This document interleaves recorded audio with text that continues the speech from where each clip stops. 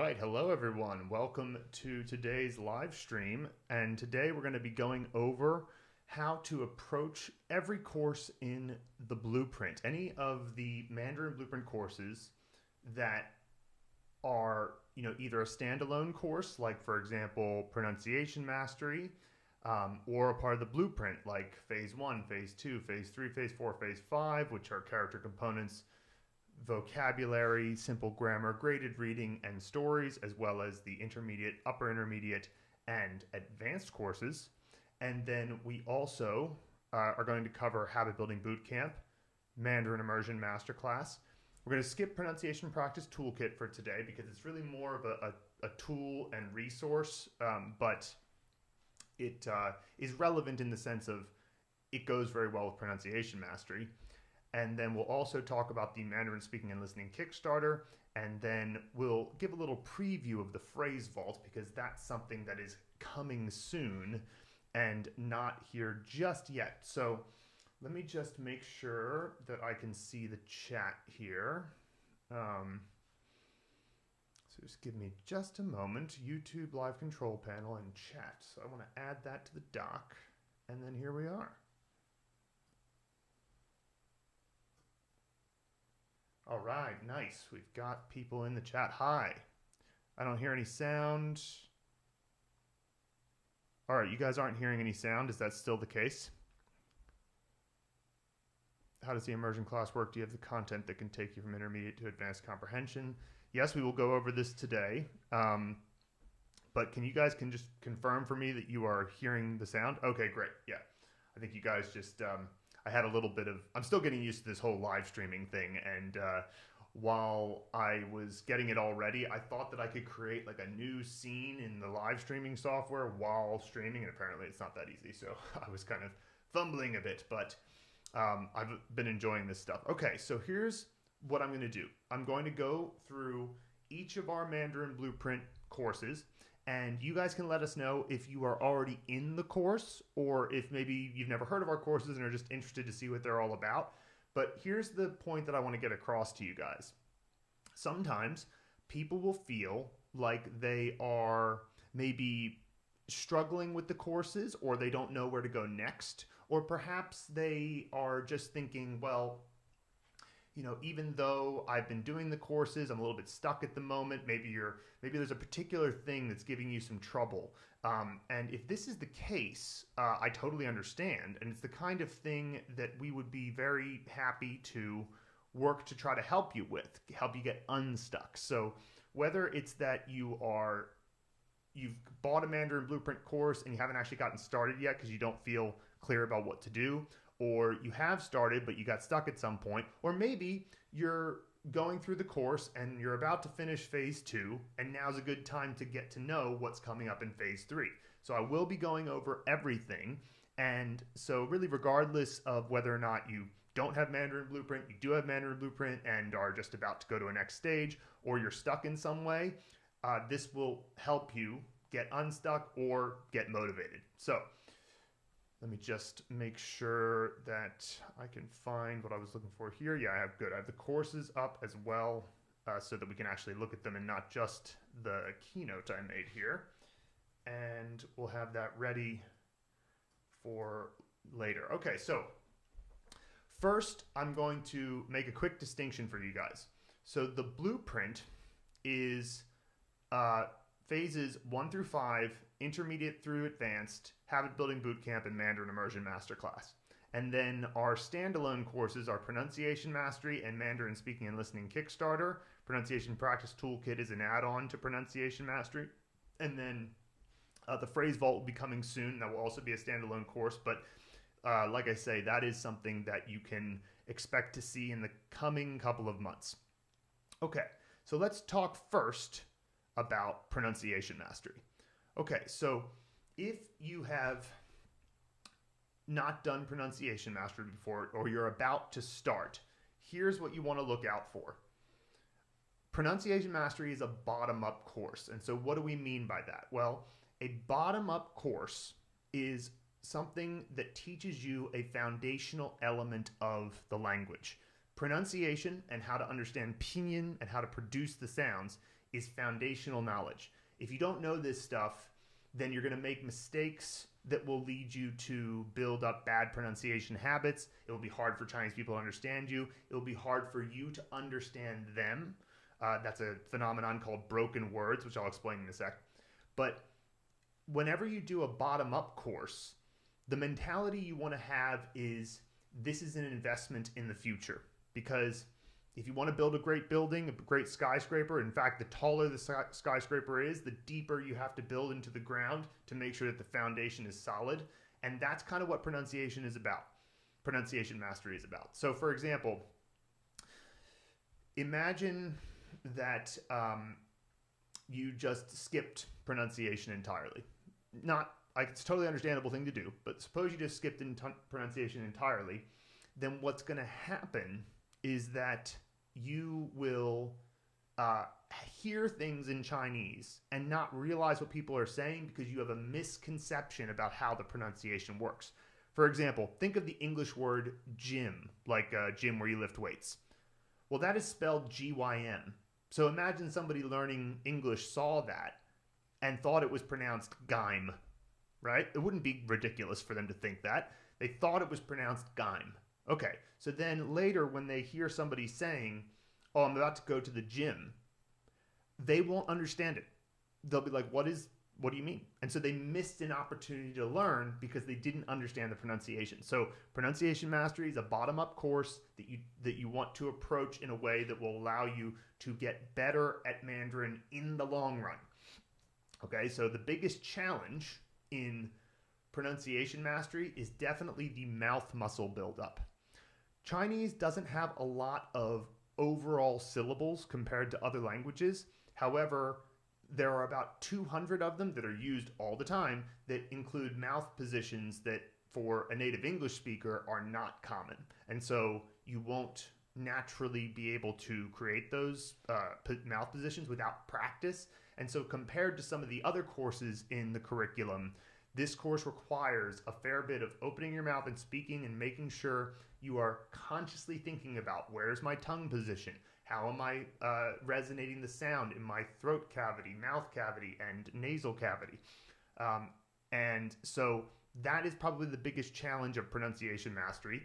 You also need to start to build a study routine. And building a study routine is something that we address in Habit Building Bootcamp, but it's also, if you don't want to go right into Habit Building Bootcamp off the bat, since that is really like kind of a meta skill course, you have to figure out a way to build that study routine. And sure, we give you a lot of advice in pronunciation mastery about how to do this, but it's another challenge you want to face here. But in the process of doing that, it will apply throughout. In fact, everything that you learn in pronunciation mastery applies throughout your entire journey of learning Chinese, because pronunciation applies to every single Chinese character. They all have a sound.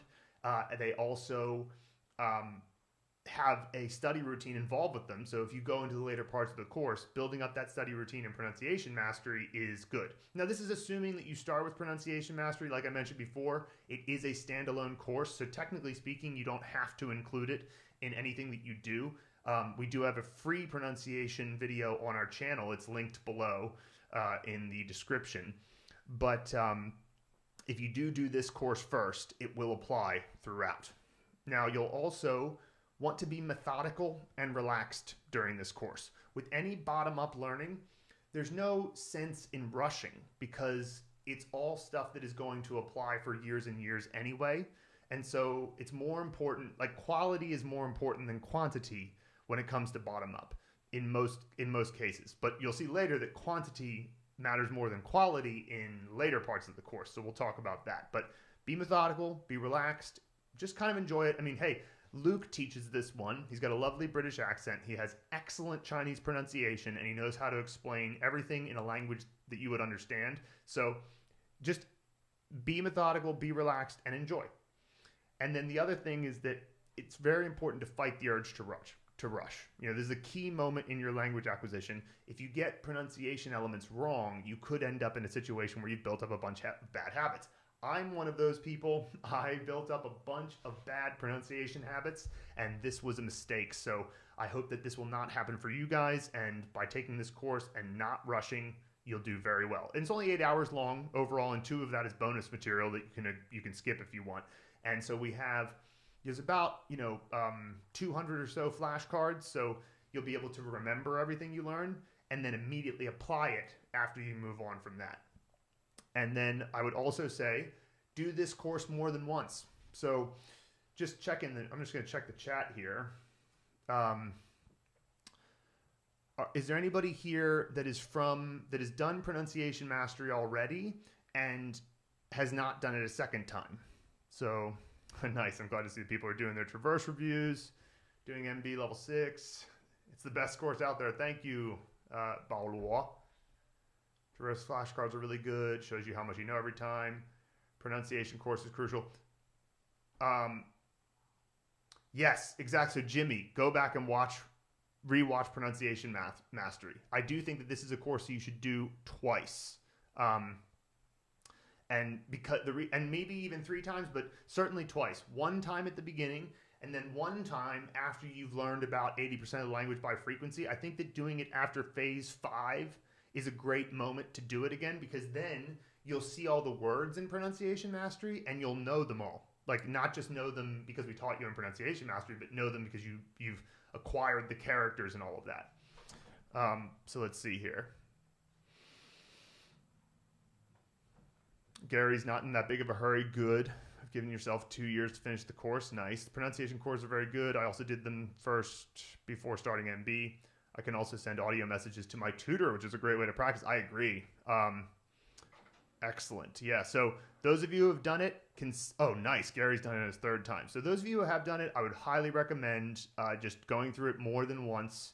How to make the sounds the most valuable part of the entire program, says Robert. Many of you are saying that you're going through it again. I've done pronunciation mastery, but it's a work in progress. Absolutely. Pronunciation is something you think about the entire time. I've gone through it just once. I find myself using the Chinese tongue positions for SH, CH, even for English words now. That's great. That's great. 2 times, 3 times, 4 times. It's really all about the tongue positions. Having that aspect explained clearly is so helpful. Yeah, it's a major, major factor in pronunciation. So what I'm going to do here is I'm just going to briefly show you guys, for anybody who's new and has never seen pronunciation mastery before, I'm just going to give you a quick rundown here. So I think the way to do this is to just switch this to being above. Oh, cool. Okay, so give me a second here because I'm too zoomed in. So let me just boop, boop, boop. Here we go. Getting close. Learning how to live stream, guys. Bear with me. All right. Okay. Nice. Okay, that's just about right. Okay, great. So here we're looking at pronunciation mastery on the actual screen, and you'll see that in Unit 1, it's mostly about getting set up. So if it's your first time ever with Mandarin Blueprint, you're going to need to make a flashcard account. You will have had a welcome email that gives you login details. Be sure to save that. Also, I'd highly recommend going up here to the right corner, your profile here, and going into the settings, getting an avatar, making sure that you make your name custom, because then you can communicate with other people in the course by leaving comments or going onto the community forum. There's a great way to meet people and become study buddies. Maybe there's somebody in your city who is also doing Mandarin Blueprint. It is really helpful and very motivational to know that somebody else around in your physical world is also doing the same thing. So in pronunciation mastery, you start off in Unit 1 with... Unit 1 is essentially kind of an overview lesson that gives you the basics. There's a course structure introduction, so if at any point you're unclear, you can get to know who the heck are we, these ugly mugs. And then pinyin, how Mandarin syllables work, how the Mandarin tones work. So Unit 1 is largely just an overview unit that doesn't have, it's very useful, but it doesn't have like the actionable things that are like, okay, I'm going to learn this pronunciation and have a flashcard. That starts in Unit 2. And also you'll notice that at the end of each unit, there are a couple of bonus, more podcast-style videos. And, it's funny, these are some of the earliest videos that we made, and I went back and watched a couple of them, and we were making some good points. I think it's still good stuff. We know more now, but hey, you'll still get a lot of value out of those. And then, so if once you get into units 2 through 9, this is a good view to understand what I mean. So units 2 through 9 cover the simple finals through to unit 4, and then the compound and nasal finals until you get to the end of unit 9. And you're going to see that the Chinese pronunciation system is actually fairly, from a conceptual standpoint, it's easy to understand. Now, actually producing the sounds takes practice, right? There's no way that you're going to avoid the practice that you need to do. However, understanding how the pinyin chart works and all of that isn't too big of an ask. I mean, you guys can tell me in the chat if you think that it's too hard, but I think that generally speaking, understanding how the Chinese pinyin chart works is fairly easy. It's mostly the practice. And that's also why Pronunciation Practice Toolkit is a good add-on to get with pronunciation mastery, but that's totally optional. Then Unit 10 is a kind of unit that covers how to move on, what to do next. And of course, when we built this course, Unit 10 was like somewhat aspirational from our perspective. It's like, okay, you know, here, we're going to build a lot of these things, but until we do, we should just make sure that people know what they're supposed to do. A lot of the stuff that we talk about here is essentially solved by the Mandarin Blueprint method, the blueprint, and the other courses that we made after this, but it's still worth looking at to get the philosophical understanding of what's coming. And of course, when you get to the you did it section, that's a great spot. And so, by the way, any of you who have finished pronunciation mastery already, maybe consider giving us a review and letting other people know about it. One of the things that we forget to do because we're, you know, I think on some level we're always like, well, you know, it can always get better. It can always get better. And we know that things can be better than they are, but people are very happy with the course. And so when you share it with others, it really makes a big difference. So let me just drop into the chat let me just do this real quick. Just give me a sec. I'm just going to drop into the chat the place where you can leave us a review. Here we go. If you're interested, no big deal. But if you do want to, you can do it here at Trustpilot. So I'll just drop that in the chat there. Okay, so let me just go back to the keynote here and move on to talk about the next course. Okay, so that's a bit about pronunciation mastery. Next, I want to talk about the Mandarin Speaking and Listening Kickstarter. So what's interesting here is that the Mandarin Speaking and Listening Kickstarter is the most recent full course we've released, and Pronunciation Mastery is the earliest full course we released, but I actually think they work together in tandem very, very well. So the Mandarin Speaking and Listening Kickstarter is a top-down course, okay? So I mentioned that Pronunciation Mastery is a bottom-up course, foundation building. And there actually is an element of foundation building in MSLK. I'll just refer to it as MSLK, moving on. MSLK does have an element of foundation building in it, but it's a bit more top-down in the sense that we're just teaching you phrases without concern about whether or not you know the characters or you've learned pinyin yet. We're just telling you, okay, listen and repeat after these phrases, because if you get the low-hanging fruit of the language down, it will just prove useful in a survival sense. So it's kind of like getting you to some survival Chinese. You're not going to be completely fluent by the end of Mandarin Speaking and Listening Kickstarter, but you will be able to kind of like get your point across, maybe in an emergency, or you want to try to, you know, practice sounding like if you read something out of a phrase book and you did pronunciation mastery and Mandarin Speaking and Listening Kickstarter, you'll be able to say it and the Chinese person will understand you. And then you'll also have a bunch of stuff that you'll remember from the course. And so what's the biggest challenge with this course is staying disciplined, because any kind of a top-down course that basically says, all right, we're not going to build up the foundation to understand how this phrase works. We're just going to teach you the phrase because it's really useful.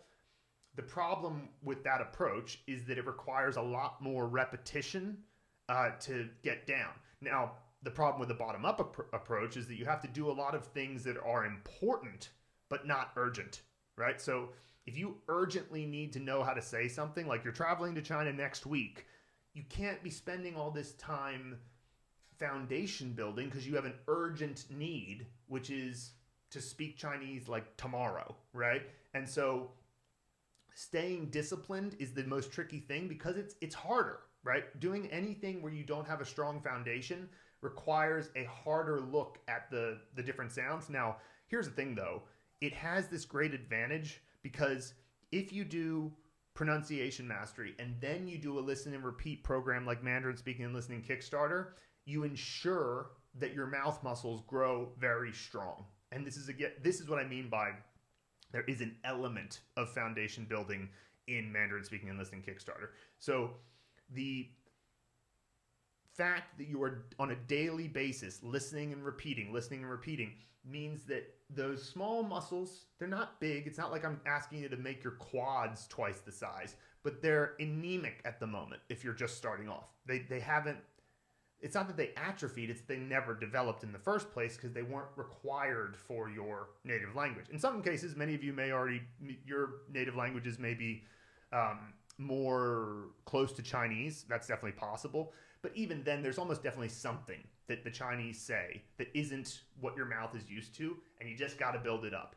And so this develops both mouth physical muscle strength and also some neural dexterity. If you've got at least 1,000 phrases, which there's actually 1,100 phrases in this course, that you can just rattle off, you can get them, quickly done, then as you learn more words and characters, that neural dexterity will translate. So this course, if you're going into this, the mentality you want to have is a little bit more, have the sort of Jocko Willink, David Goggins, like I'm not going to be denied, I'm going to get this done type of thing. And also remember that it's not forever. This type of more disciplined type of thing is not the way that you couldn't possibly learn all of Mandarin this way anyway, right? I wrote a graduation thesis that was about, 35 long typed pages all in Chinese, right? And I made my point in the thesis was to try to show that there are better methods for learning Chinese out there that the universities are not utilizing, and if they wanted to, here's what they should do. And it was essentially Mandarin Blueprint's thesis. They ended up giving me an outstanding thesis award for it. There was like a university-wide first-tier award, and the reason that I was able to write it is because my foundational knowledge was strong. You can't produce sort of like creative and original thought if you're just listening and repeating only, right? Because then all you're doing is listening and repeating to things other people have written. You'll never have an original thought, right? Because it's all just parroting.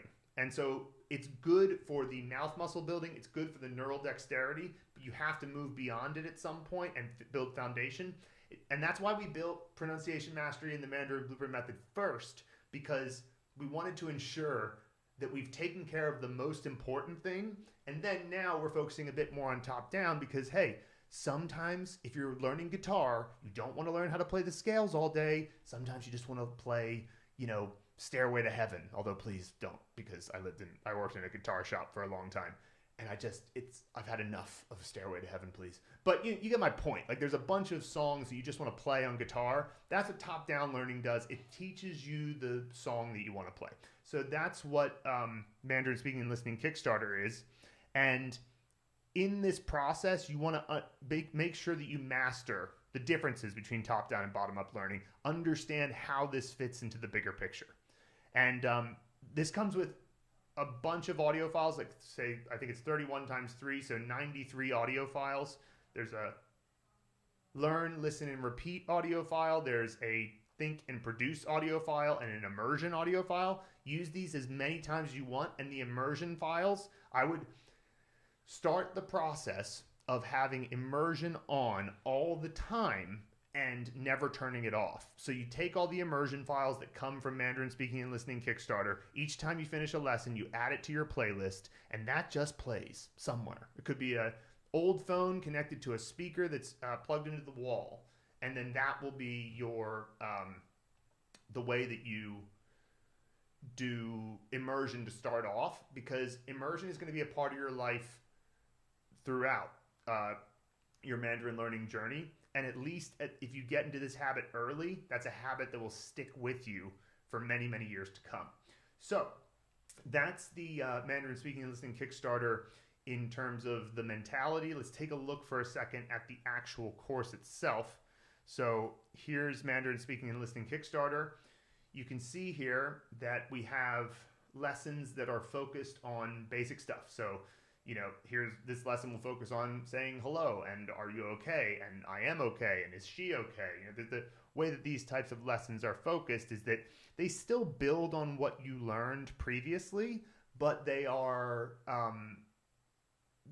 I guess the way you could put it is we're just trying to get you to get the basics down, right? So, for example, in lesson 1, and by the way, you'll notice that, you know, we get into, these are all quite short videos that show you how you're going to remember everything and, you know, how you're going to practice every day, the 7-step process.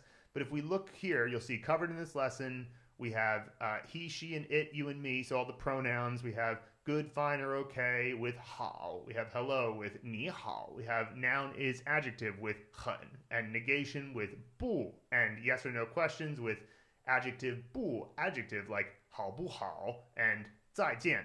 So for many of you who have already learned a fair bit of Chinese, these are all easy for you. If you're even like an upper beginner, I still would do these lessons just to get the muscle memory practice. But you'll see as you go through that they do get, you know, comparatively more complex. Like, let me just pick a sort of random lesson here from I don't know, lesson 23. Let's just see what's going on here. And you'll see that there is a progress that you end up getting. So this is the audio file. It's about 10 minutes long. And you cover yesterday, today, tomorrow, morning, afternoon, night, how many, how much, what time, now.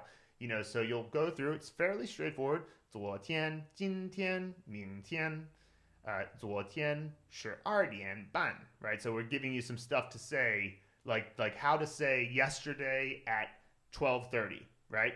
And so like a lot of this stuff is very practical. We're trying to give you the principles to understand this stuff.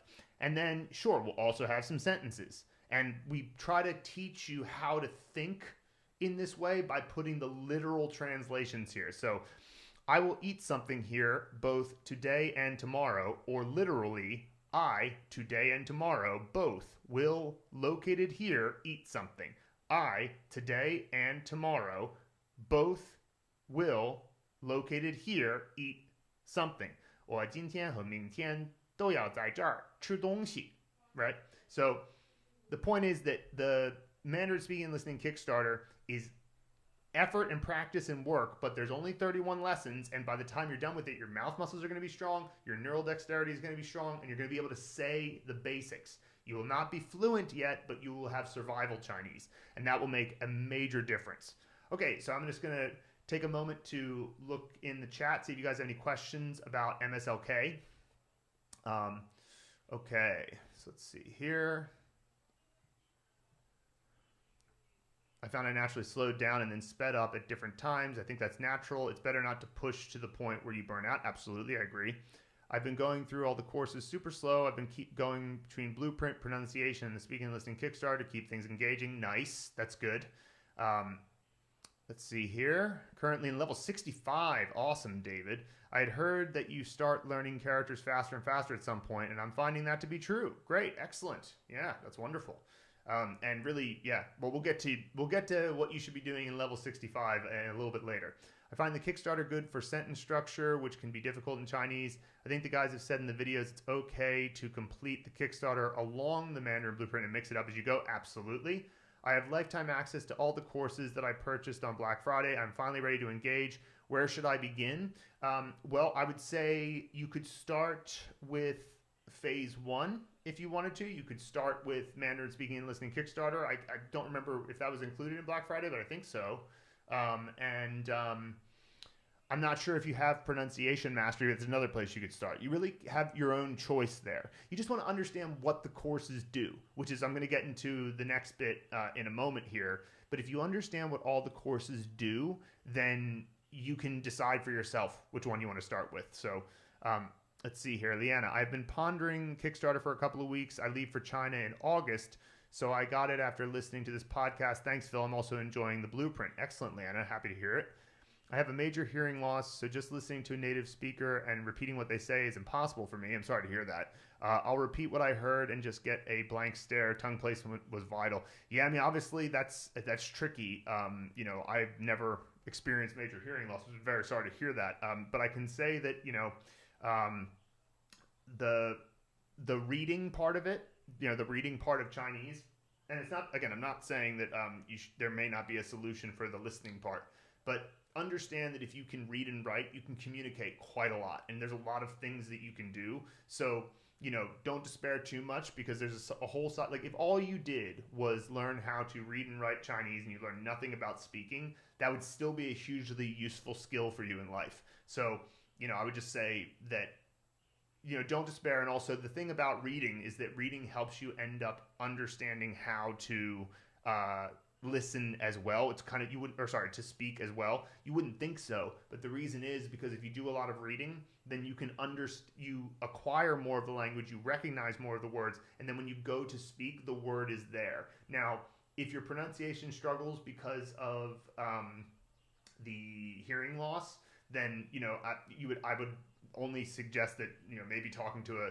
a ear, nose, and throat doctor that understands like the medical science behind that would be the way to go, because it's not my area, unfortunately. Let's see here. Josephine, I've not done any immersion master classes. I find them too difficult for me. What is the one or two I should start with? Yeah, I think you're asking about, Mandarin immersion master class. You're probably ready for that after phase 5. So, you know, start with phase 1 and go from there. Good point about the upper beginner levels. I think I am around this level, and the Kickstarter is great to help me progress. Absolutely. I've been on the Mandarin Blueprint for a bit and getting to level 30. Is it worth going through the Kickstarter or just keep on MB? I think it is absolutely worth going through the Kickstarter. I've been using the immersion class as a light reference for a while. Most of my immersion was graded readers, dual Chinese, etc., etc. Also, a number of comprehensible Mandarin podcasts and channels on YouTube have been great now that I'm focusing more on listening comprehension. That's excellent. Yeah, I think that, you know, obviously there's a long period, and I'm going to talk about this in a bit, where you cover you know what I should do? I should, so you guys know what I'm looking at. I'll put the chat on the screen when this happens. Hey, there we go. So yeah, the doing comprehensible Mandarin podcasts is excellent. I think that when you're in that stage between phases, like, you know, 4 of the Mandarin Blueprint method and the upper intermediate course, and maybe the end of the upper intermediate course, that's a long stretch. And during that stretch, it's native content is tough. It's not impossible, but it's tough. And so finding graded content is really important. And so if you found something that works for you there, David, that's excellent. Okay, so here's what I'm going to do. I'm going to go to the next course here. So the onboarding keynote, we'll put that up here and go back here. All right. So again, here's the reminder of all of our courses. And so we've covered pronunciation mastery and Mandarin speaking and listening Kickstarter. Next, we're going to talk about phase 1 of the Mandarin Blueprint method. The blueprint is another way that we think of this, but it used to be called the Mandarin Blueprint method. I mean, it's not that it isn't. It's just that I like to think of it all as the blueprint now. It's kind of all one concept, because everything relates to each other in language acquisition. And with Chinese, pronunciation, characters, character components and characters, vocabulary, sentences and grammar in the terms of paragraphs in terms of stories, graded readers, getting all of these different techniques for learning them down, mastering pronunciation, getting a lot of listen and repeat. It all feeds, and of course immersion, it all feeds into each other to help make them all easier, right? So the blueprint starts with phase 1, which is characters and components. And this is in many ways what makes Mandarin Blueprint a step above anything else that's out there, as you guys know. The biggest challenge is definitely mastering the Henze movie method in phase 1. And when I say the biggest challenge, I don't mean like it's really, really hard. I just mean that this is the primary focus of this phase. And so The Henzi movie method is how you learn characters very quickly using ancient Greek mnemonic techniques, and we even apply a lovely little shooting a movie scene metaphor to the whole process. And the best thing I can give you as advice when you're starting off this course is to take it slow at the beginning and listen carefully, because you're building a meta skill. You're building power tools. That's how I like to think of the Henza movie method and phase one. It's power tool building. And so the analogy I like to use here is, imagine you got two guys, Bob and Dave. And so Bob has a bunch of conventional tools, and in front of him are a bunch of home building materials. So he grabs a hammer and some nails and a saw, and he gets to work, right? Now, Dave, on the other hand, he has a bunch of power tools, but they're not installed yet. They're not assembled yet. And so what he has to do is he has to read a manual on how to assemble the power tools first. And so if you look at them on a week in, it looks like Bob, with his conventional tools, is making more progress, right? Because he's actually been able to put up a couple of, pillars of the house or whatever. But as soon as Dave has his power tools made, he is going to surpass Bob in like a couple of hours, because the tools he's using are so much stronger. The Henza movie method allows you to memorize the definition of a character, the writing of it, because you know the character components, the pronunciation, and the tone, all in one little mnemonic scene. And after you understand how to do it quickly, you can create a scene in like 30 seconds to a minute.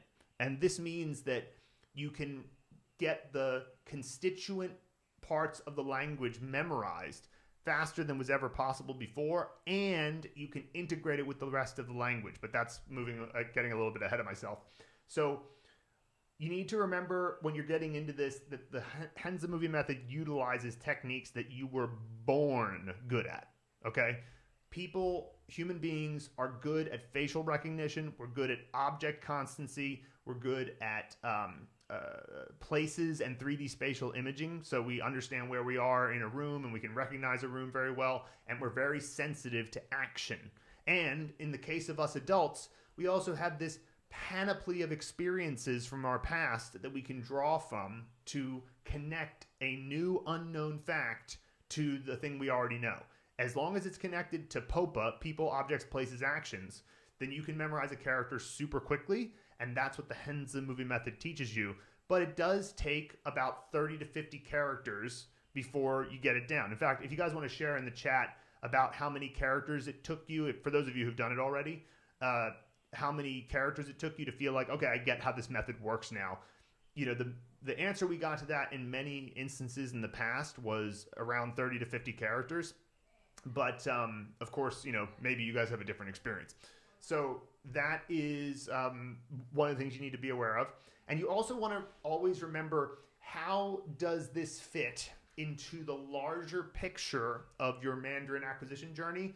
That is to say, build, get, and activate. So in order to acquire a language, if you can just excuse me for a second.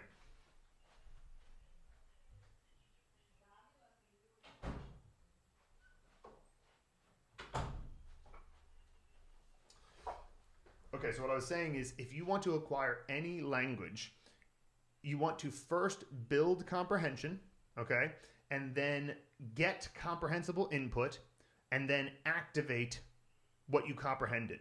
So build understanding, get understanding, activate what you understood.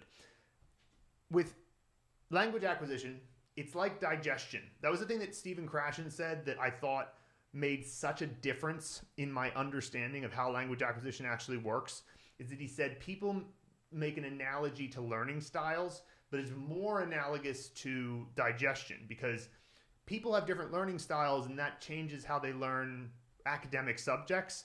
But unless you have, assuming you're a healthy human being, you have the capability to acquire language as a default. Everybody has that by default. So what is the food that you feed your brain that your brain digests and then comes out with language? Well, the answer to that is understandable messages. It's messages that come into your eyes or into your ears that you understand.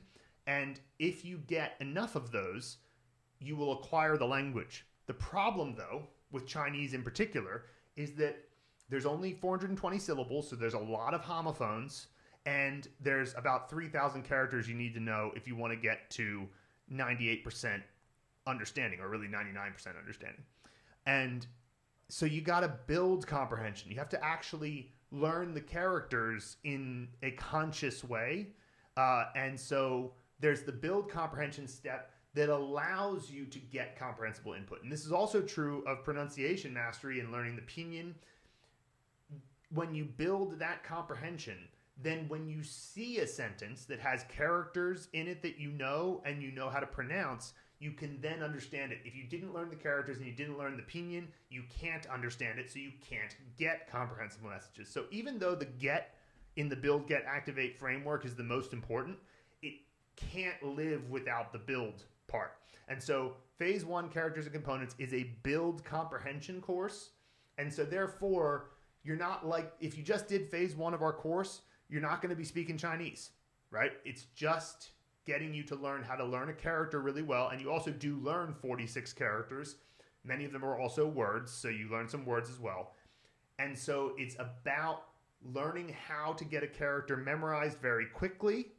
And then when you move on to the later parts of the course, that will pay off when we have characters and words that you can put into sentences because you understood this is what the character means, this is how I write it, this is its pronunciation and tone, and also here are the other characters I learned that I can combine with it to create words.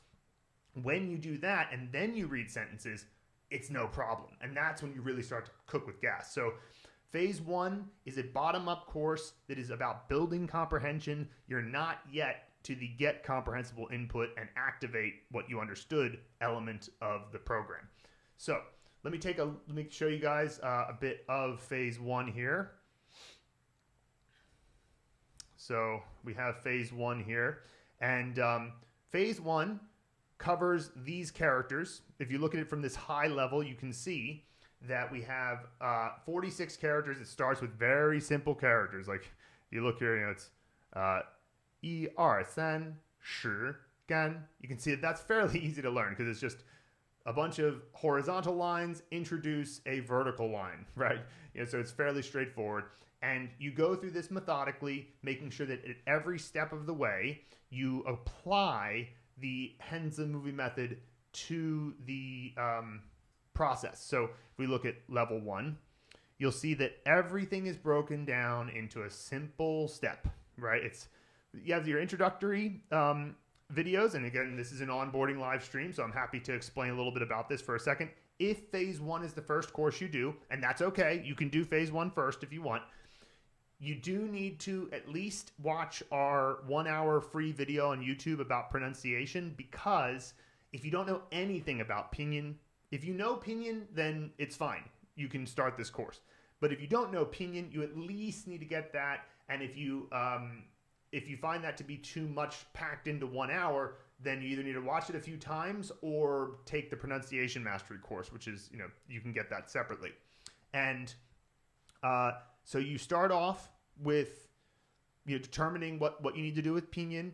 If you've never had a Traverse account, which is the flashcard account, you'll do that in the second lesson. And then we give you an introduction into how to navigate the course, which I can also go over here a little bit. Phase 1 is levels 1 through 6. We have the Mandarin Blueprint community available, and when we get into the lesson level, there's a lot more that you can see there. But at this level, you can see all of the lessons that are in level 1 broken down. So you can navigate around if you want, and just to give you a sense of what you'll see, you have an introduction to the method itself. Then you'll pick objects to represent E and R, and you don't even need to do it for sen. Then you will have a place that represents, your child. Well, you'll pick your childhood home to represent a certain type of final that you see, and we explain all that. You pick a person to represent the SH sound, and why the SH sound? Well, because the first character you learn properly with the Henze movie method is pronounced shi, right? So we want to teach you the thing that you're going to immediately apply. And we methodically teach it to you the whole way through so that you can immediately apply it. Okay, so then we have this great video about special effects and memory athletics, the things that the memory athletes and the ancient Greeks were always doing very well. And the ancient Greeks didn't have so many of the things that we have today in terms of getting our memory even stronger. And then you'll see, we go through and we methodically add all of the elements. We talk about how you deal with Mandarin tones. And then, even recently, we've added in the bonus YouTube shorts, because I've been making character videos as YouTube shorts. You obviously don't have to watch those, but they do give you a little bit of more insight into the character in case you're interested. And then we have a level review lesson and the flashcard tutorial, which is really essential. So if you're just starting off with this course, I want to highlight that this required level 1 flashcard tutorial. If you missed that, you'd get messed up, because you'd miss one of the major points of the course. And then, of course, we always have bonus videos at the end, and they're all still good. Just to be clear, like, they're all interesting and very fun to check out. But they're bonus in the sense that if you didn't watch them, you wouldn't be missing out on some essential piece of Chinese. They're more motivational. So that's what, looking at the level sort of viewpoint. If you go to the no, this is phase 2. If you go to an actual lesson, so let's just pick the make a movie for sure. From this level, this is where you get the actual video, and so you can watch the video that explains how to learn this. This is Luke explaining it, and then you can access the community forum from here. We have reference materials in the sidebar, and you can take this course using the Kajabi app, but I would recommend doing it on desktop like you see here, because the Kajabi app doesn't allow for a sidebar, and so all of this great navigation that has all these reference materials and whatever isn't available there. And there's also the Traverse app that you can do your flashcards on. If you're doing your flashcards on the Traverse app, and then you're also doing the course platform on the Kajabi app, then you have to keep switching between apps, and that's kind of annoying, right? So if you use the desktop version, then you can watch the videos, read the descriptions on the desktop, and then add your flashcards on your phone as you go. I think this is the most efficient way to go through the course. So, like I said, there are reference materials all over the place here. You can learn about the stroke order. You can learn about exactly what do we mean with the Henza movie method, like the props, sets, actors, scripts, inspiration for scripts, special effects, and all of that. How do we do it? The pinyin chart being a little bit different, how we recategorize it. It's all explained. It doesn't matter. You don't have to know that stuff necessarily, but if you're ever lost or confused, you can find that stuff in the sidebar. The lesson description has a stroke order GIF. And by the way, we do have these 12 lessons on stroke order, and I also think that they're completely unnecessary because if you just follow the stroke order GIFs throughout the whole process, you'll naturally get a feel for how stroke order works. It's not that complicated. It's one of those things that you can really easily overthink. If you just mimic what they do in the stroke order GIFs, you'll be fine. But you can also reach our blog from here. You can leave us a review if you want. And yeah, so this is what you can find in the right-hand column.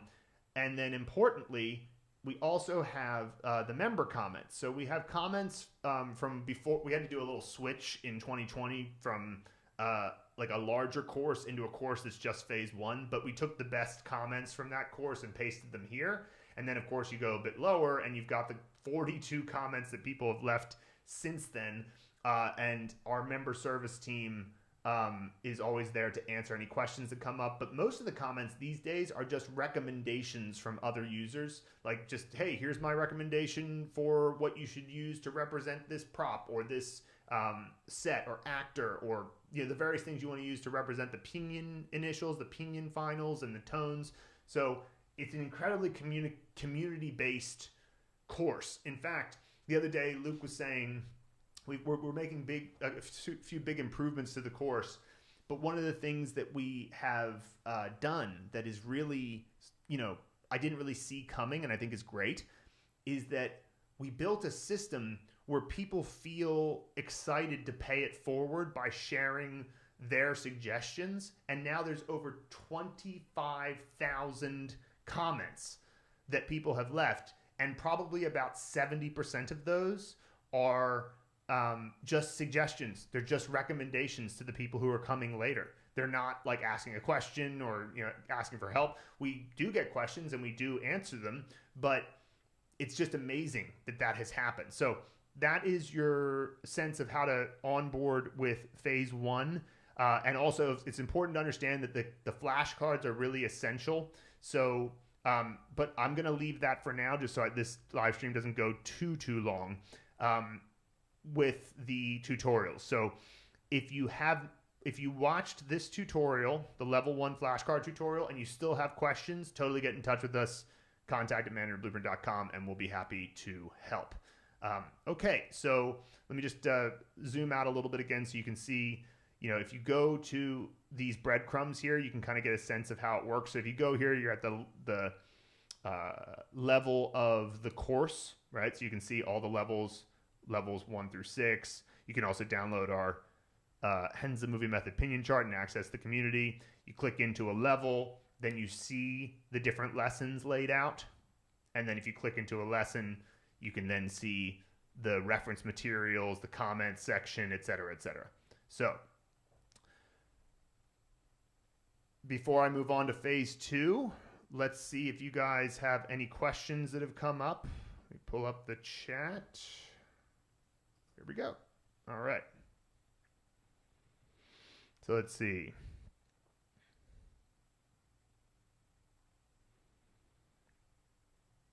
Thank you. I will look up Do Chinese. Yeah, Do Chinese has some good graded reading. Just started level 20 for Paul. That's excellent. So that means that when I get to the phase 4 part of this, pay attention. Slow Chinese, Tea Time Chinese, Maomi Chinese, Chill Chat Chinese. Awesome. Great recommendations. I'm such a huge fan of these comprehensible input YouTube channels that have come out, because in combination with Mandarin Blueprint, that's great. That stuff's just great, And so that's one of those things, we've got so many things that we want to do. It's insane. It's really great. We've been doing, we've polled you guys, we've done surveys, we've done lots of things to try to get across like what it is that we want to achieve over the next few years. However, you can only do a few things at a time with the size of the company we are, and like we've had great growth over the past year, but it's also, you got to just prioritize. But one of the things I would love to do is actually get involved in that ourselves and do more comprehensible input, content that is, because the beautiful thing about having the Mandarin Blueprint method is that any content you make, you can analyze the characters and just go, oh, well,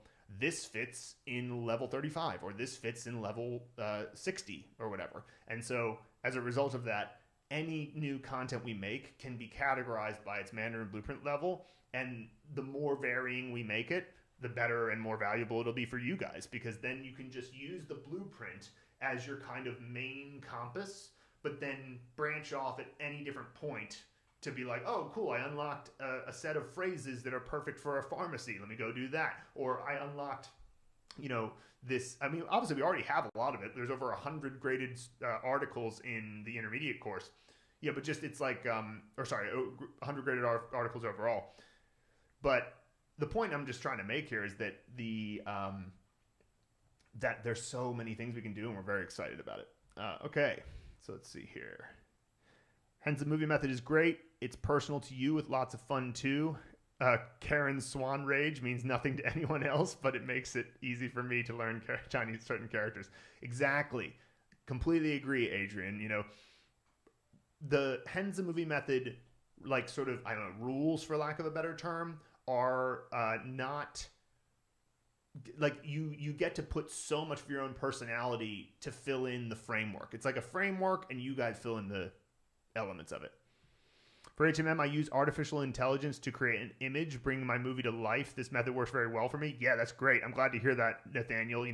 I find that a lot of times when I try to get AI to make something I'm envisioning, I struggle to get it to produce it in a way that I find, nails it. But then again, when you're just talking about a quick scene, then it could be totally worth it.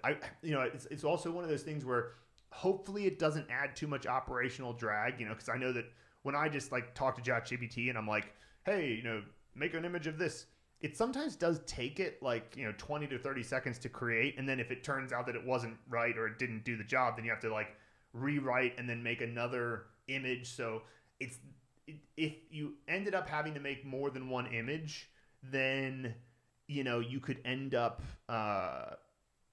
it taking more time than just doing it all in your mind. But that said, though, if it helps you remember it once and for all, then that might be worth it. So I'm glad you're utilizing that.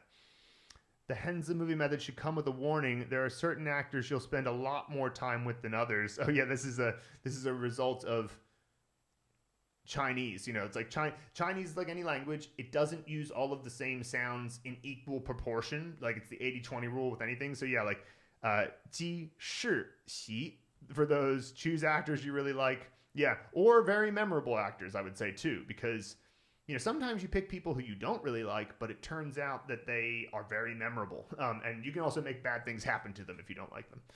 So there's that. Cool. ChatGPT 4.0, ChatGPT 4 with any particular tool. Yeah, I've noticed that GPT 4.0, you can just ask it to create an image. And so that usually works quite well. And by the way, it is our intention to incorporate AI into the actual course. Again, it's one of those things where we're like, yes, we're going to do that, but it's also requires it requires some focus and effort and money and attention and expertise that we're the way that we try to do it as a company is we're going to pick the things we're going to do this quarter as big projects, and we're not going to get distracted unless some like emergency happens, but that doesn't really usually happen. It's like, this is the thing we're going to focus on, and then we have a quarterly meeting and decide, okay, what are the next things? So one of them is incorporating AI into the course. Okay. All right. Okay, so somebody says here, I've started doing my traverse review. Jimmy says, I've started doing my traverse reviews on desktop versus my phone. I have MB in one tab and Traverse on another tab. That's also fine. I think the key is just to have both Mandarin Blueprint and Traverse like visible in some way, because then you can just quickly move between them. Okay, I'm only level 23, but Dong Chinese is a great aggregator of Chinese content at our level by only using MB word list for the level after completing. Oh, okay, great. That's pretty cool. I'm glad to see that somebody's been able to figure that out, because I haven't been able to get the like AI, generative AI, to be able to like only use the characters and words that have been introduced. Like I tried it so many times and it just wouldn't do it. Like I'd be like, only use these characters and write me 10 sentences, and like the first sentence would be that, and then the next 9 would be, it's like it can't help itself, because like the generative AI language models want to react to what came just before it and go, what's the most likely character to come after this character? And if it it just can't like follow the rule, which it's like, the stuff is amazing, so I'm not, but it almost makes me happy though in a way that I couldn't make it work. So I'm like, good, yeah, at least it means that there's actually a good idea here. Okay. All right. Here's what I'm going to do. I'm going to pick up with William's question because it's not specifically about onboarding for the Mandarin Blueprint method, but I'll pick up on that. Next, I'm going to go into the phase 2 course and talk about how that works. So let me just switch back to the keynote. All right. All right. So again, a reminder of where we're at in the process. We've talked about pronunciation mastery. We have talked about the Mandarin speaking and listening Kickstarter. And now we've talked about phase 1. Phase 1 fits into the blueprint, which is phases 1 through 5, intermediate, upper intermediate, and advanced. That gets you to 3,050 characters and about 11,000 words. Then you've got the Habit Building Bootcamp and Mandarin Immersion Masterclass that are a part of the blueprint as well. So let's get into phase 2. Phase 2 is when we focus on vocabulary. So what that means is that the biggest challenge will be understanding how Chinese words work, which is, again, that's kind of a thing you'll continue to understand as time goes on. But you'll understand how Chinese words work and living links. which is our technique for memorizing words very quickly. And so that's kind of the main purpose of phase 2. At this point, the Henze movie method should be getting a bit easier, right? You're not gonna be the fastest at it you've been, but the beginning of each phase, the hardest part is not what you did in the previous phase, it's what you are introducing as a new concept. And so what we have in this section is additional longer lessons to help solidify your memory. We call them the logic of living links. There's 4 of them. They're at the beginning of levels 7, 8, 9, and 10. Luke does those. They're great. And then the new vocabulary unlocked lessons are also far more detailed. We actually ask you to print out a set of living links kind of triggers to come up with good ideas. But what's cool is that when you understand how Chinese words work, you'll discover that this is the logical part of the language. Chinese words make a lot of sense because it's not, and I think the basic reason for that is, one, it's got the logographic system of writing, so you've got the bucket of meanings that are Chinese characters, and you just combine the meanings, and it's the great way to construct a language because you think a lot differently when you do that. But secondly, it's also the words are coming from a language that has had a lot more unification over time, in the sense that the written Chinese language doesn't have a bunch of different sources from completely different language families. So in English, you've got Nordic roots, Germanic roots, Old English roots, Latin roots, French roots, right? There's so many different root languages that the words often don't have any relation to another word.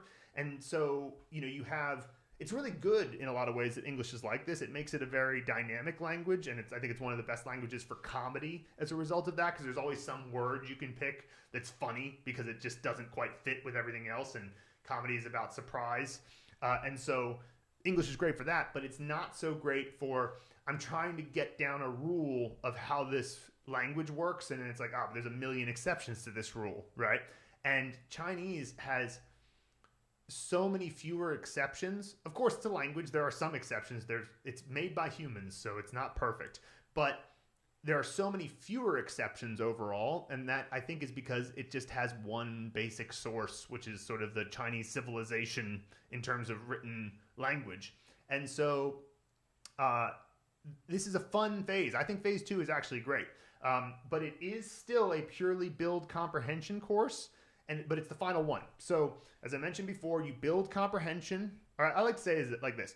You build understanding, you get understandable messages, and you activate what you understood. That is the basic language acquisition process. So, if you build understanding, that is through learning pronunciation, individual Chinese characters, and the top 1,000 most common vocabulary words.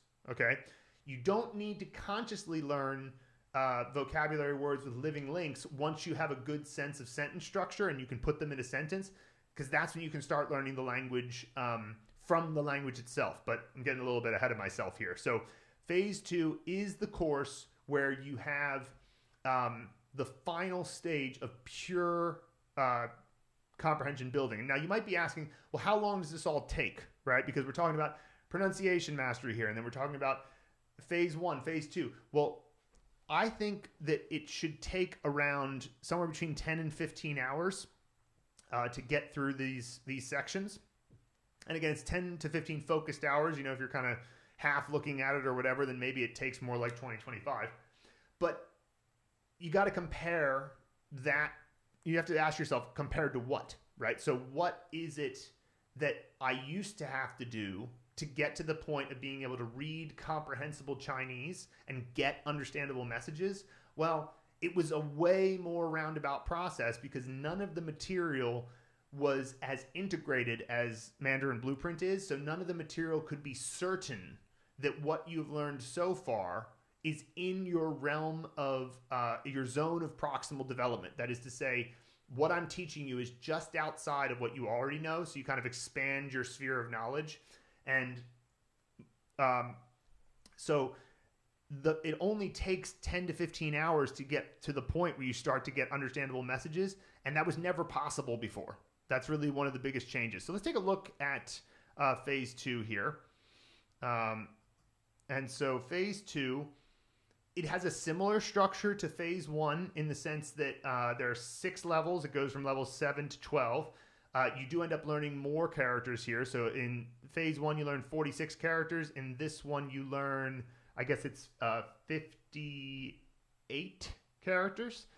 And if we take a look at the level layer, you'll see the introduction to phase 2, and then at the beginning, like I said, at the beginning of levels 7 through 10, there is a Living Links logic series that's a bit longer, but it's well worth it because it helps you understand how this all fits in, how to like remember a Chinese word so quickly, because it's easy to remember Chinese words if you know the characters, and then you add in a little bit of extra, sort of help there with these triggers. It makes it so much easier. And you'll notice it's the same kind of structure here. So we're still doing the Henza movie method. We still have these bonus YouTube short videos. We still make movies, pick props, and all of that. But then you'll notice here's a special lesson, how to use the word connection flashcards in Traverse, because we then introduce the word element of the course. So if you go here to 今年, this is the first compound word lesson where we use the new Living Links technique. And you'll notice that we have, a lot more explanation in these videos. And in particular, let me show you something I did here with the next one, which I believe is here. So in this lesson, so you'll see it's a longer lesson. It's about 17 minutes. And why? It's because I go through the different ways that you can understand the meaning. So, how to understand the meanings through characters, and I give examples. How about through the components? How about through the verb what structure, which is a thing that we cover in this course, is the 7 major Chinese word structures, which are really useful to know. Memories or tropes, things that you can connect in some way to the idea of 说话, which means to speak. There's sounds. Like I hear 说话, and I go, hua, from Al Pacino's famous Scent of a Woman speech. And for those of you who haven't seen that movie, I'm very jealous of you because now you have a new favorite movie. But you've got English word triggers you can use. And then I go and do the same thing with 电话. Now, 电话is a great example of a word that I think is fairly straightforward because it's like electric words. Oh, that's what the Chinese came up with for the word telephone. Great. That's probably straight up the way you could do it, but we just teach you, okay, but there's other things you can add. There's other connections that you can make that show you, that make it deeper, that make you able to understand the concepts more and get a new word down super quickly. So in phase 2, what you want to understand is that you're still building comprehension, yes, but you're applying it to Chinese words, which are easier to remember than Chinese characters because they are only one step away from being able to use sentences. So that's phase 2. And take a look at the chat, see if you guys have any questions that have come up about that. Okay. So I think we left off with William. He says, does having a tutor interfere with the Mandarin Blueprint method? My teacher assigned so much homework. If the teacher is assigning you homework, then I don't think that's a good tutor because they're trying to give you a curriculum that is, but that's not what you should be doing, right? The curriculum, like let's put it this way. It's not that you shouldn't have a curriculum. It's that if you have a curriculum in Mandarin Blueprint, you've already got a curriculum for acquiring the language. What you want a tutor to be is a conversation partner to activate what you have understood. I'm going to talk a little bit about that more, but just TLDR, tutors should be for conversation practice if you're going to use them. And then if they're a good tutor, they will give you kind of a review of your conversation and maybe give you some stuff that you could make flashcards out of. But they should not be giving you homework because that implies that they've got another curriculum. And you don't want to have 2 curriculums. If you have 2 curriculums, then you're going to confuse yourself because they probably have different educational philosophies. I've been using Midjourney for image generation. Great. Glad to see that. I always found Midjourney a little bit difficult to use, but maybe that's just because I'm bad at Discord. I'm only level 23, right? We saw that.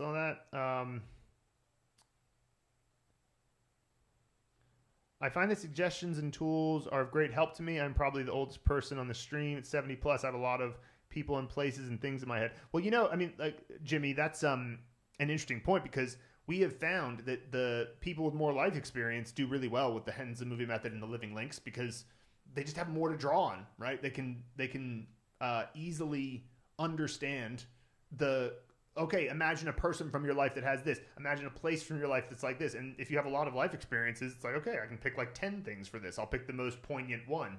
So yeah, people sometimes will say, I'm too old to learn Chinese. And I'm like, no.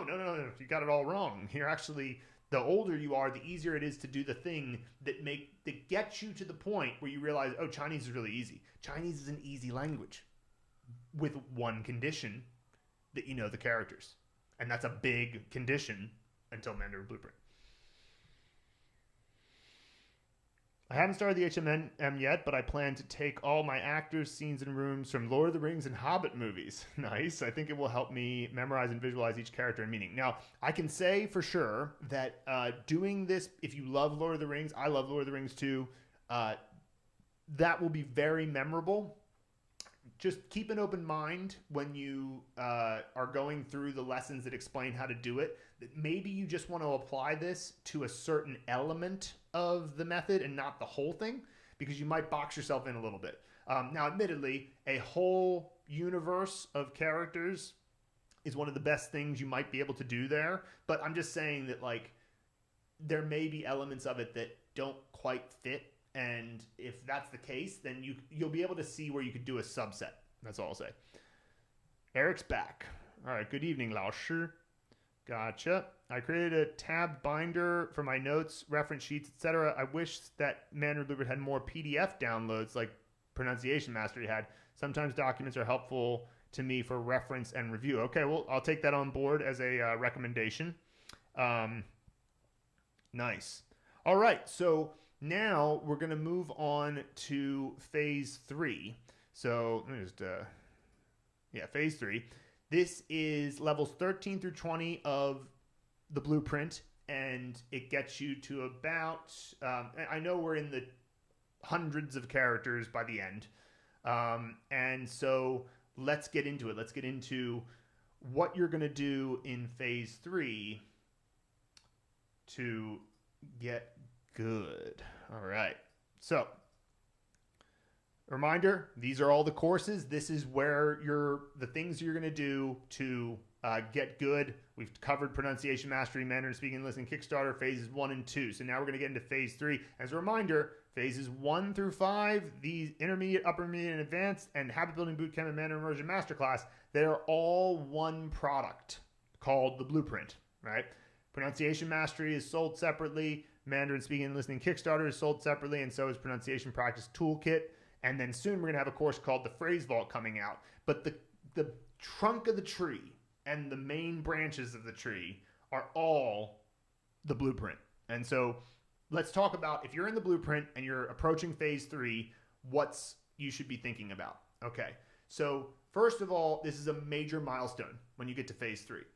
So if you've gotten to phase 3, if any of you are in the course and you made it past level 12 into level 13, congratulations, because you are able to read Chinese without the aid of pinyin. Now, it's the beginning of a long journey, right? You know, you've just started to get comprehensible input. Now, getting comprehensible input is, of course, key to language acquisition, and phases 1 and 2 get you there faster than was ever possible before by building enough comprehension. That said, you need a lot of comprehensible input to get good at any language. And in Chinese, you have to keep getting the comprehensible input while continuing to build comprehension. So between phases 3 and the end of the advanced course, you are in a build and get dance. So you're moving between building comprehension through learning characters and vocabulary words, and you're still continuing to solidify your knowledge of the pronunciation. And by doing that, you are then giving yourself the ability to understand more and more complex Chinese, but it is a dance. And then eventually you reach a point where you no longer have to build comprehension anymore because the language itself will build the comprehension for you. And that's the point we want to get you to. And actually, if you get to that point where you no longer need to build comprehension and you can just get comprehensible input, or sorry, I should say, you no longer consciously need to build comprehension, and your comprehension builds simply by taking in more of the language, that means you don't have to buy any courses anymore or pay for anything. I mean, you could also learn for free if you wanted to. It would just require a lot of legwork on your own part, so it would take way, way, way longer to do it that way. But, you know, if you got to the point where you no longer have to consciously build comprehension, you did it, okay? You're never going to stop learning Mandarin, right? You're always going to get better. I'm better than I was now. I'm better at understanding the language now than I was a few years ago. I actually might be better at speaking it a few years ago than I am now because I've moved out of China and I haven't had as much call to speak. But I certainly understand it more now because I'm listening every day still. It's still a part of my process. And honestly, if I wanted to get my speaking back up to scratch, a couple of weeks of an hour a day would be right back up there to what it was in 2022 when I last lived in China. And my point being that this dance of between building comprehension and getting comprehensible input, it's a long dance, but once you're finished with it, you never have to pay for anything again. You can just input Chinese comprehensible input all the time and it will help you. So major milestone in phase 3. Now the biggest challenge is definitely getting used to reading sentences. So this is the new thing we introduce. At the beginning of each phase, we always get some comments from people who are like, dang, this is hard. And it's a completely understandable feeling because whatever is the new concept we're introducing, it's harder than it will ever be again at the beginning, of course, right? And so the challenge in this part is getting used to reading sentences and be able to abandon perfectionism, okay? You don't know enough yet to understand kind of like why you don't understand something. So if you read a sentence and you don't get it, it's our natural instinct to be like, oh, I got to get to the bottom of this, right? And the implied premise in that is that if you don't get this down right now, you never will. And it's just simply not true. There is no word or character in phase 3 that you won't have countless opportunities to master. And the reason I'm making this point is that it's very easy if there was a sentence that, you know, turned out it was too hard. You know, we actually have on our issues list as a company that we want to make the sentences even easier in phase 3. But it's actually really, really tough to do that. And it also is less important than you think because if you don't understand an individual sentence, it actually doesn't matter. And that's one of the other things you have to learn, which is that there's a fundamental difference between learning a character or a vocabulary word and learning a sentence or seeing a sentence and trying to understand it. Because the number of characters and words that are essential to learning Chinese are finite. You'll obviously pick up more characters as you go, but getting to the point where you no longer need to consciously learn characters is a finite point. Same thing with vocabulary words. Sentences and messages are infinite, right? So that means that the marginal value of any individual sentence is zero, essentially zero. It doesn't matter, but the absolute value of getting a lot of messages is obviously hugely important. It's just to say that any one message that doesn't click with you is completely unimportant. It's one of those things that it's really hard to grasp, especially if you're a perfectionist by heart. But if you can just let that go, like what the meta skill you have to learn in phase 3 is to look at things with a curious eye. Just see, do I understand what that means? And if you just keep going and just going like, I understand that sentence. Oh, interesting. Okay, cool. Yeah, that sentence makes sense to me too. Oh, what does that mean? I don't know about that. But, whatever. Let's go on to the next one. Hey, I'll get that one. And, you just keep doing that. And imagine you do that for an hour, okay? And you add some flashcards and you read some sentences for an hour. And every time you don't understand something, you don't spend more than like 10 to 20 seconds trying to understand it. You're going to get through a ton of material, which recognizes the absolute goal of getting a lot of understandable messages and recognizes that the marginal goal of winning this particular sentence is literally of zero value. And so the point I'm trying to make here is that imagine the opposite. Imagine that you see a sentence and you go, great, I understand that sentence. Let me add it to my flashcards. Oh, good, that I understand that sentence too. That's an interesting way of putting that. Oh, this third sentence. Well, I don't get that. Wait a second. Oh, well, let me look that up. Let me see if I can understand that word. Oh, you know what? Maybe I need to look up what this grammar structure is. Let me go to Chinese Grammar Wiki and try to understand that. And oh wait, how do I look that up? And what's the categorization they have there? I'm not really sure. I guess I have to learn a little bit about how Chinese Grammar Wiki works. Let me just click around and and you know what? I got to look up that other word too. I'm not sure about that. What do they mean by that? And now do you see what the problem is? By the time that you have figured out what that sentence means, the other guy has already read another 20 sentences, 16 of which they understood. So they had 16 more messages than you because you were faffing about trying to figure out what this one sentence means when it didn't matter. Now, also, don't get me wrong. Like, I am a teacher at heart, and I wanted many of them to be easy to understand as possible. But it's trickier at this level because, one, you have so few characters to work with when you're writing content. But two, everybody's brain is a little bit different in terms of what grammatical things they grok really quickly. And some people see something and they get it right away, and then other people see the same thing and it confuses them for some reason. And it's really hard for us to know what that will be for you. But as long as you understand the meta skill that absolute number of messages needs to be high, but no individual message has any marginal value, you'll be fine, right? You'll actually do much better. So that is actually, in some ways, I said that the biggest challenge is getting used to reading sentences. I don't think so. I actually think the biggest challenge is abandoning perfectionism and understanding that, no individual sentence matters. And how that applies to flashcards, by the way, is that you are under no obligation. In fact, I would discourage being completionist about the sentence flashcards. If you don't like a sentence or you don't understand a sentence, your first port of call should be to just remove it from your review queue.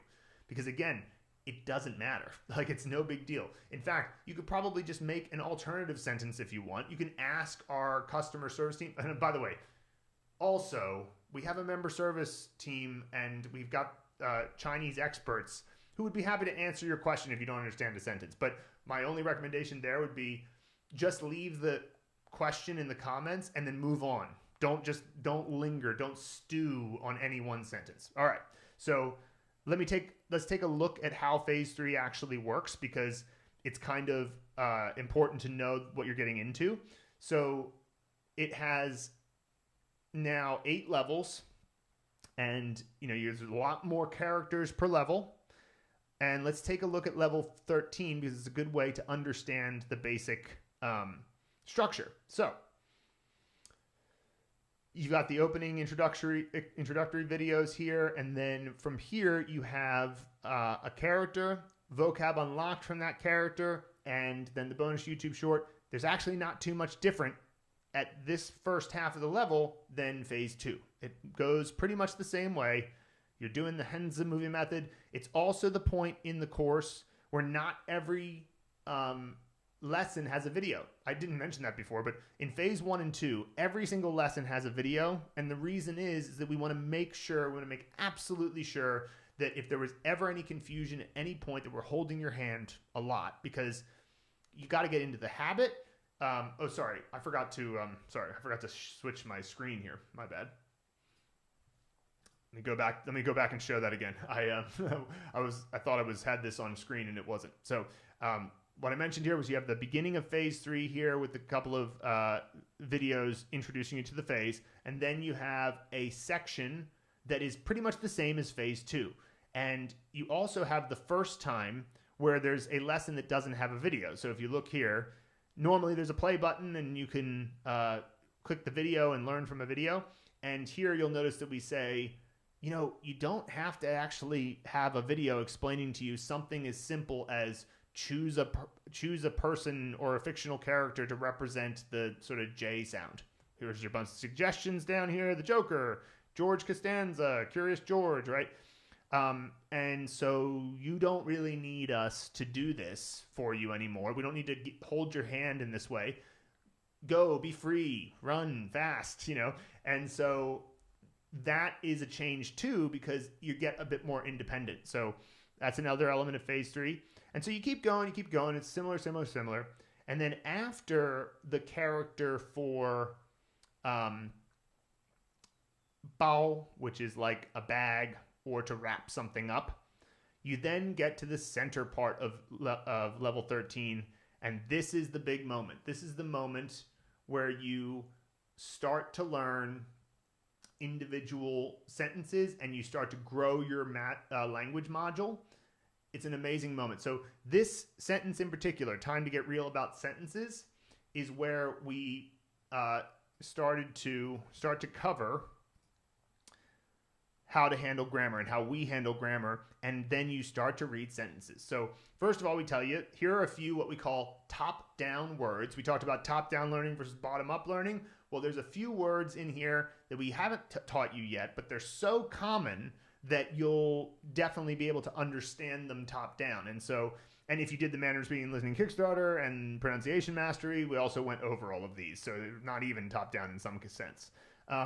And so you start reading sentences right from the beginning. And this is the moment where you understand sentences without pinyin. And I think that this is the first sentence here that literally doesn't even have a top-down word either, right?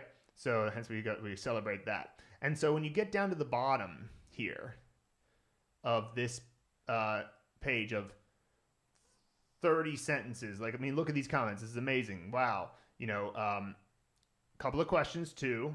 And, you know, we answered them, of course. But then, you know, a lot of people just going, I can't believe I'm reading sentences in Mandarin. And, you know, you keep going here. 91 comments on this lesson. And it's mostly people just going like, yes, they're asking some questions in some cases. But many of them are just like, hey, you know, this is an amazing milestone, right?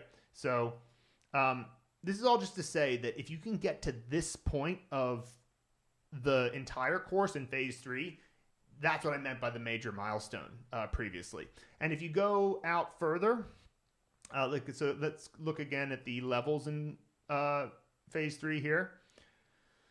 You'll see that by the end of level 20, you're at the point where you know, yeah, so character 245. So then let's go back down here. So yeah, you get to character 263 by the end of phase 3. And then you'll notice that the second half of the levels are all the vocab and context section. And here's an important element of phase 3 and how it works. And this is the type of thing that I really want to emphasize in case you're in phase 3, is that because the levels are broken in half, so you have the first half of the level that is the Henza movie method and learning individual vocabulary words, and then you have the second half of the level, which is all of those words in context, using as many characters and words you already know as possible with the occasional top-down word thrown in. If you want, you can have the Henza movie method track and the vocab and context track not in the same place. Now, the Henza movie method always has to be ahead of the vocab and context. Like, you can't read sentences of characters you haven't learned yet. But suppose that you just wanted to do the first half of levels 13 through 20 and then go back to the beginning of phase 3 and then just do the reading. That is a perfectly valid option.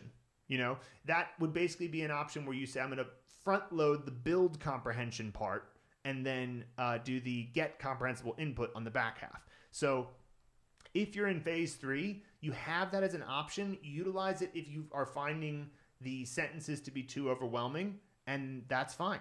So phase 3 is, like I say, mostly about getting used to understanding sentences and being okay with ambiguity. So With that in mind, let's take a look at the chat, see what we got going on about phase 3. It's really amazing how knowing characters help you understand words. Lately, I've found myself guessing what a word would be, putting together characters I know, and it turns out that's the word. Yeah, isn't that amazing, David? Like, you have such obvious words sometimes. It's like, what's a refrigerator? Well, it's a bing xiang, an ice box. Oh, so it's just like that type of stuff happens all the time. Excellent. All right. Let's see. I would suggest not to do that. If all of your, that was about the Lord of the Rings thing. I figured flagpole would probably be Tsigar. Yeah, sure. That's the word. Yep. You're right. Getting over perfectionism is so important. I still struggle with that, but the truth is, the more mistakes you make, the more you learn. I still struggle with this stuff. Yeah, I mean, look, that it's honestly, I feel like it's one of those life things. It's not just Mandarin Blueprint. It's like everybody wishes that they could just get it right off the bat. You know what I mean? Like, but unfortunately, that's an unreasonable expectation to have of anything that you're trying to pursue in life, because especially language acquisition, you're essentially turning yourself back into a child, right? Your knowledge of the language is as much as a child knows, and nobody likes to feel that way. Nobody likes to feel like, oh, I can barely get my point across, and I just want to say like I like blue or whatever. But my point is that the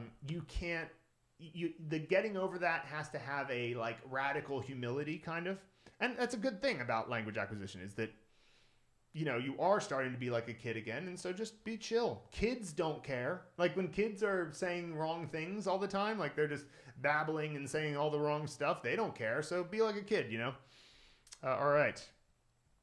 Phase 4, I have difficulty getting the story reading into my study flow without it being in traverse. How important are the stories and how often should I read them? Okay, I'll get into that in the next section. As soon as I relaxed about understanding everything, I started improving faster. That goes for listening skills too. Absolutely. This is excellent information, Phil. Highly recommend this for anyone, especially those getting ready to start with your courses. Good. Nice, thanks. With listening, I was mad I couldn't understand. Then I chose to relax, played the noticing game, and was happy to pick out words here and there. But lo and behold, I started understanding more. Right, so that's the game of, instead of saying, I must understand everything about this, you just say, what did I understand about this? What did I notice? And it's amazing how early that you can start to do that. Oh, I noticed the first tone. Oh, I noticed that guy said shirt. Oh, I noticed that moment where the person said ni hao in the middle of the conversation. So they must be a new person. I recognize their different voice. Oh, I heard a tone pair that I have learned. I know that word. I recognize that whole sentence. And then the more you play that game, the more you end up ultimately getting to the point where, like David's saying, you understand more. My biggest problem with getting started was where to start. The recommendation I received from your team was to start with PM. That's one of the great points to start with. I think that PM is great. You can start with phase 1. You can start with Mandarin speaking and listening Kickstarter, but I think PM is one of the best ones, pronunciation mastery, to start with. I also found Gary says, you and Phil are most likely correct. I was just thinking it would be easier to visualize each character. Yeah, I mean, regarding the Lord of the Rings thing, I think you should utilize it, but utilize it nested in the Hence a Movie method. Jimmy, I also found a reference that the sequence could be Habit Building Bootcamp, PM, MB, Immersion Masterclass. The thing is that phases 1 through 5, intermediate, upper intermediate, and advanced are linear in the sense that like you're learning a character and then you learn the next character and everything associated with it. But the other courses are all, I do think you need to get pronunciation mastered early. It can't be like you wait until the end of phase 5 to do pronunciation mastery, or at least watch our free YouTube video about it. But Mandarin Speaking and Listening Kickstarter, Mandarin Immersion Masterclass, and Habit Building Bootcamp, they can be used ad hoc as you wish, and depending on your level. Like, for example, Mandarin Immersion Masterclass, you could do it at the beginning and, do it. You could watch it and understand the principles of how immersion works at the beginning, but you're going to get less out of it than if you watch it, between the intermediate and the upper intermediate course, for example. But in the case of Habit Building Bootcamp, that's obviously a meta skill that you can do anywhere at any time. And then in the case of the Phrase Vault, which we're coming out with soon, I'll talk about that at the end of this. That's designed to be nonlinear. That's designed to be something where it's like you just go to the thing that you want to learn. So anyway, okay. So what Phil is saying here can be applied to stories too. I agree. It feels great to be able to read them though. That's true. Okay. It's still worth to select all your actors before starting focusing on people with great personality traits, right? Yeah. Okay. But I am a child. Well, Eric, you're welcome here anyway. Finding it difficult to do new characters and sentence pack audio and cards, plus integration of Phrase Vault files, which are great for, I'm getting cut off here, great for, does that say gym? Oh, for the gym, etc. It becomes a lot to do, abandoning perfectionism. Yeah, I mean, it absolutely is necessary to abandon perfectionism because nobody is perfect at language anyway. I don't speak English perfectly, right? So it's like, if I expect me to speak my second language perfectly, forget it. You know, I have to remember that too, because I sometimes, this is just a personal challenge. I know that Luke feels it too sometimes, which is like, we're teaching you Chinese, so we better not ever make a mistake in our Chinese. But it's like, that's a ridiculous standard. Of course we're going to make mistakes with our Chinese because we don't have perfect brains that always produce just excellent language all the time. We're very normal guys. So the point is that you can't be too focused on perfectionism. Oh yeah, and reading children's books is excellent. I can say that, there is a little bit of a disadvantage to children's books sometimes, which is that they occasionally include obscure cultural references that are not that relevant to anything other than Chinese children, and you can think it's important as a result of that, and it's not, but that's a minor issue. Ultimately, it's like, it's very, very good to do that stuff. Okay, so I'm going to continue with the customer onboarding, member onboarding, I should say, because you guys are our members more than our customers, I would say. It's like, maybe this is all semantics, but and go into phase 4 next. And again, what I'm doing here is anybody who is on any of our courses, if you're struggling at all with knowing what to do or what's the mentality to have, this stream is for you. What we're doing is we're going through all of the different courses and just saying, okay, you're doing this. What do you need? What do you need to have going there? If you're not a member of Mandarin Blueprint yet, no problem. You should consider taking the Mandarin Blueprint Challenge, which is it's a 15 or 30-day challenge to do essentially phases 1 and 2 of the course and level 13 of phase 3 so that you can start reading sentences. That big milestone I told you about earlier when I was covering phase 3, that's what the Mandarin Blueprint Challenge gets you to. And it's basically like a $7 trial of the blueprint with daily, instructions on what to do so that you can get to that point. You can go there, mandarinblueprint.com/challenge. If you want to let us know that you came from the live stream, you could do mandarinbp.com/challenge-ls. Let me just drop that in the chat. mandarinbp.com/challenge-ls. And that's also in the description below. But that's just if you don't already have the blueprint. If you already have the blueprint, you're good to go. Okay, so pronunciation mastery, Mandarin speaking, listening, Kickstarter, we've covered that. We've covered phases 1 through 3. And of the blueprint, let's get into phase 4. So this is the graded reading section. What is the most challenging part here? Reading your first paragraphs and following the grammar at a higher level. We just had somebody in the chat mentioning this, and this is, of course, the hardest part. Just like in phase 3, reading sentences is the hardest part. The hardest part now is going to be reading these longer form, short opinion pieces, short stories, and dialogues. That's what these are mostly made of in phase 4. I believe there are 40 of them, and they unlock similarly to how the sentences unlock. But one of the things you'll learn, and everybody who's in Mandarin Blueprint understands this, is that you can learn a word, and you can learn a character, and you can learn the characters in the words, and you can even see them in a sentence. But sometimes the way that they interact with each other is something that isn't obvious to you yet. And so once again, just like I was saying with phase 3, I would highly advise being okay with some ambiguity. right? Just like David was saying, don't think I must understand everything. On the contrary, think, what did I understand? It just, by flipping that framing, you are going to get more dopamine out of the experience. Because if you look at a paragraph and say, I got to understand this whole thing, that's actually a higher standard than you realize. Because at phase 4, you don't yet know 80% of the language by frequency, which means that we had to write it in such a way that is like, we had to put in the occasional top-down word, and it's probably a little bit too many top-down words than you should have, because you're not really quite ready to have something that's 98% comprehension and it's just really easy. Instead, you want to look at it and go, can I pick out the basic beats of this story? Can I understand like a new grammar point that I didn't get before? Can I understand like maybe 80% of the sentences in this? And by doing that, you're getting more messages, and then you're starting to understand that grammar operates at a higher level. And that's another thing that I wanted to point out here, is that sentences do start to get a little bit easier in phase 4, but sentences is a layer of the language and of the language learning process that I personally got way too stuck on. And so what I mean is that I eventually learned, it's like, okay, comprehensible input is the real deal. And Gabriel Weiner from Fluent Forever suggested that if you could get fluent in a language just from sentences, so get lots of sentences, which is like, I get the advice, because it's like, it is technically true that you could just get a bunch of messages from sentences, and that should build up your passive vocabulary. And then when you go to speak, you should be able to use that passive vocabulary. On a certain level, that's technically correct.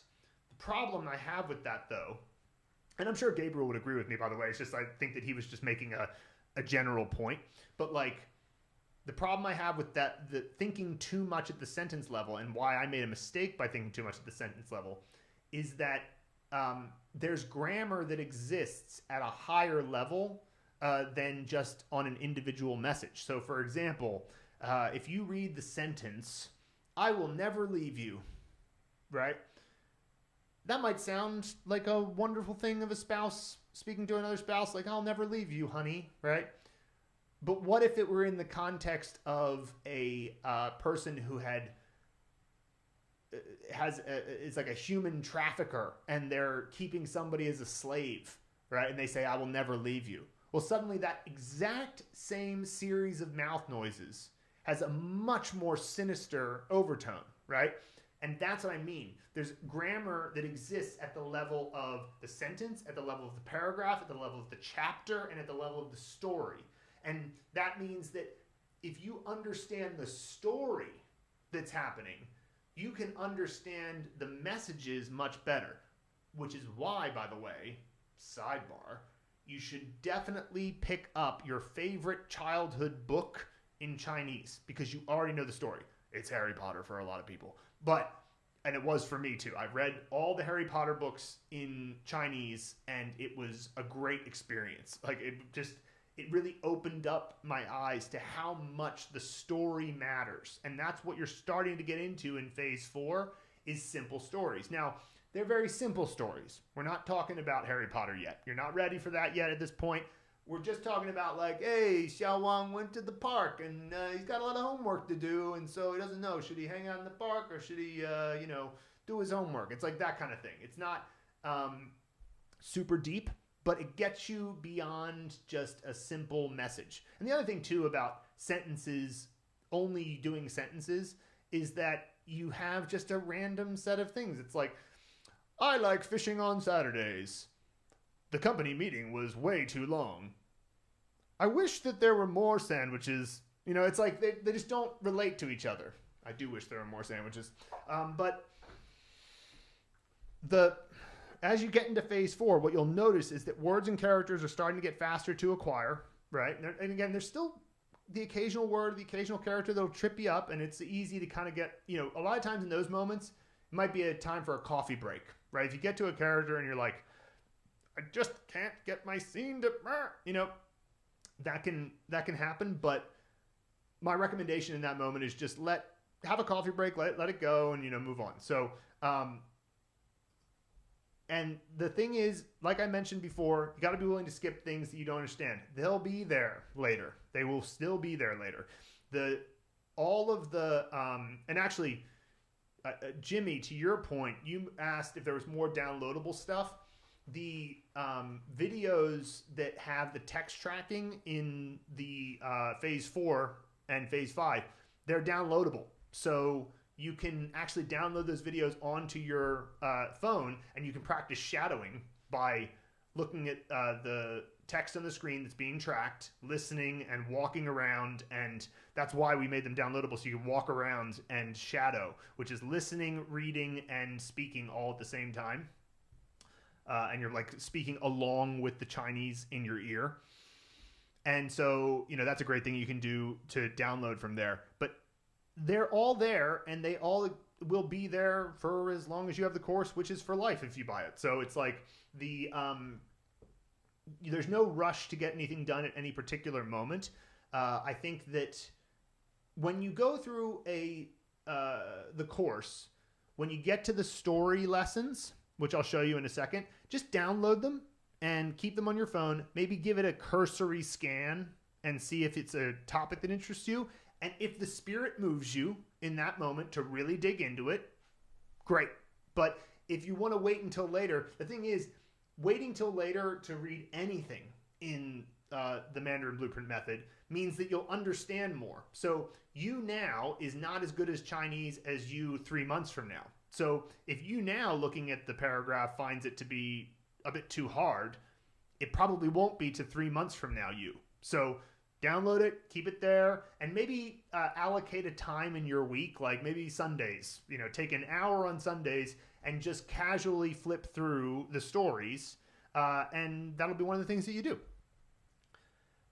Also, another important thing in phase 4 is to start to become aware of potential flashcard fatigue. Flashcard fatigue can start to happen, and when this happens, it's like, okay, so I've gotten all these cards that have been going on. I've been adding them to my list. It's taking up a lot of my day. I'm a little bit frustrated. Now, a lot of people don't get this because they're so excited by their progress, but if this does start to happen in phase 4, here's what you do. You start being brutal with removing sentence cards that you don't like for any reason. Just, I don't like this sentence's face. Like, just get rid of it. And add fewer sentences that you don't like for whatever reason. And again, it could be you don't understand it right now. It could be that you just think that it's a weird sentence and you don't care about it, right? Go ahead and get rid of it, because what the meta game you're winning there is, I like to do my flashcards. You have to defend your enjoyment of doing the flashcards. So look out for flashcard fatigue. And let me go ahead and navigate over to the phase 4 course so that you guys can see what's going on in this course. So it is the graded reading course. So it's the first time that you have those dialogues, opinions, and stories. And let me just show you how that manifests. We have a phase 4 intro that explains everything. We also teach you how to shadow and how you're going to do that. I think that maybe in phase 4, it's not until level 22. Oh, no, we get some dialogues here. Okay, so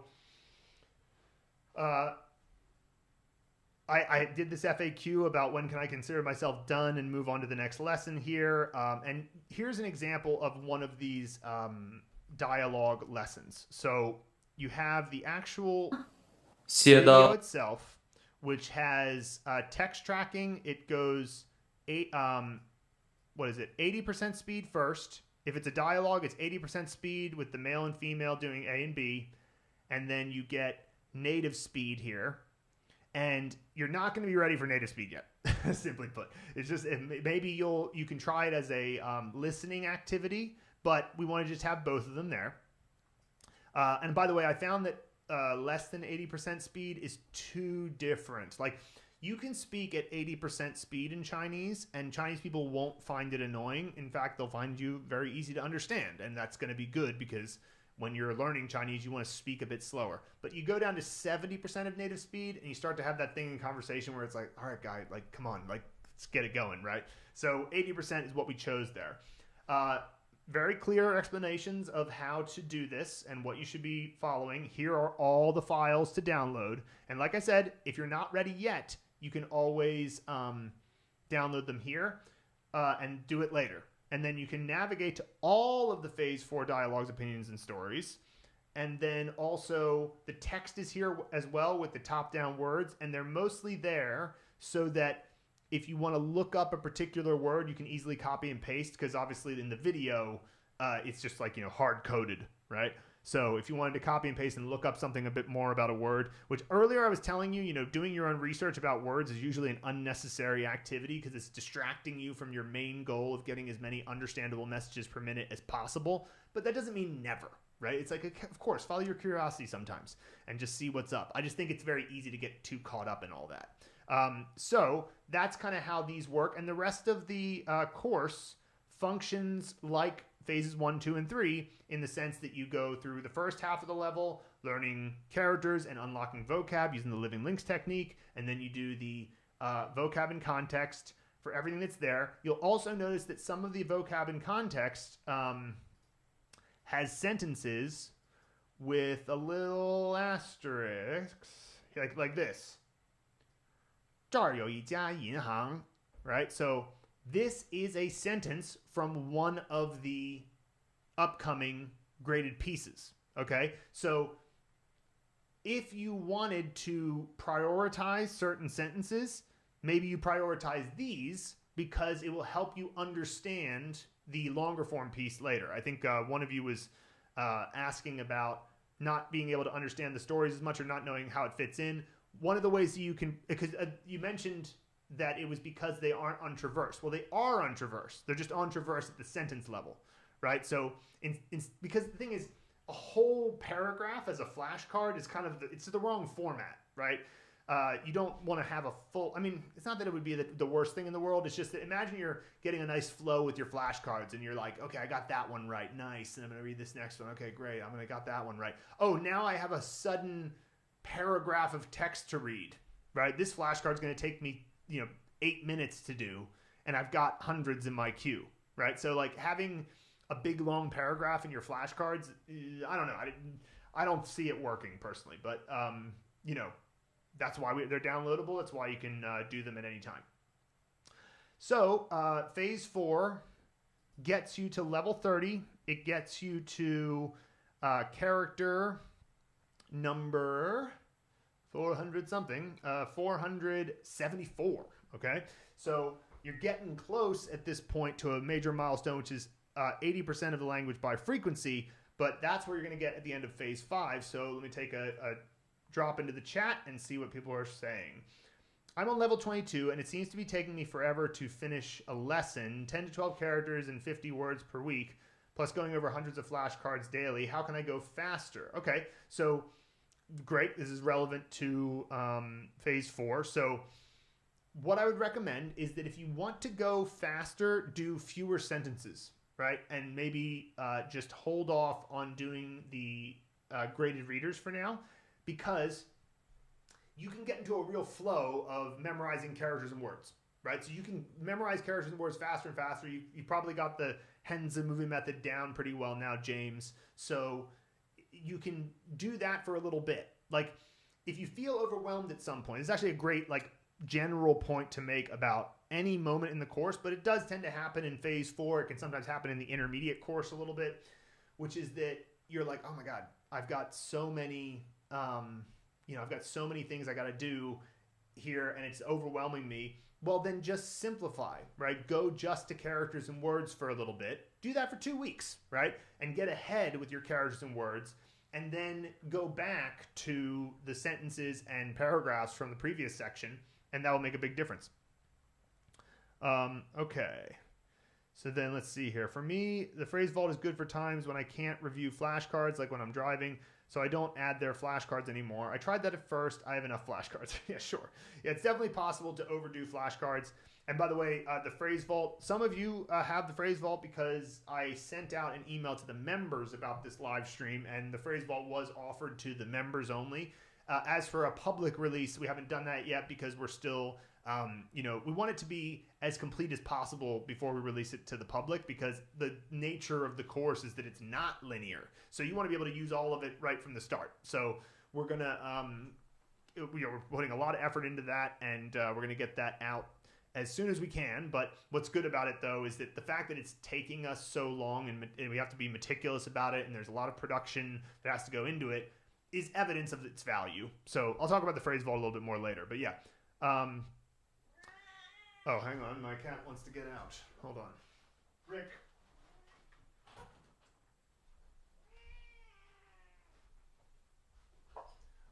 So, where did I leave off here?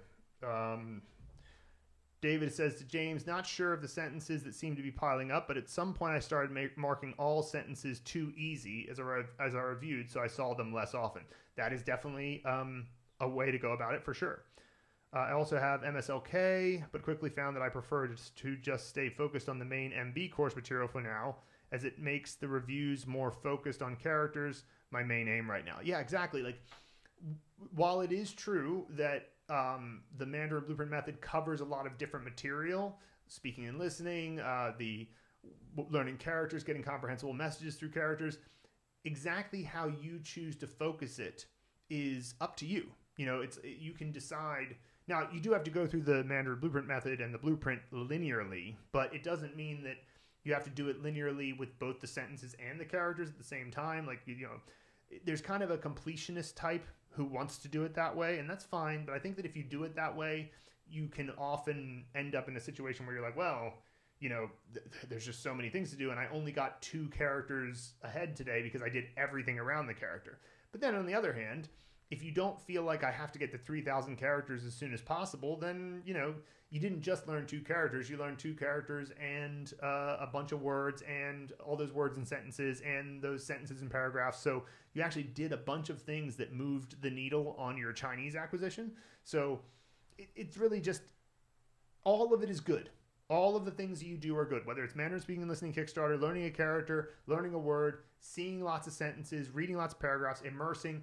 If it's in Chinese, you are moving the needle. So it's less about, am I doing it exactly right? Or am I doing something that is moving the needle and making me better? Am I better at Chinese today than I was yesterday? If you can say that every day and have it be true for, you know, a couple of years, you're going to have a lot of success. Okay. Alternating between binge character learning and then focus on comprehension phase. Absolutely. Like that. Oh, related to reading a favorite childhood book, I've been getting a lot out of watching animated films I know well, but with Mandarin dubbing. Disney Pixar films are good for this. Yeah, Inside Out in Chinese is awesome.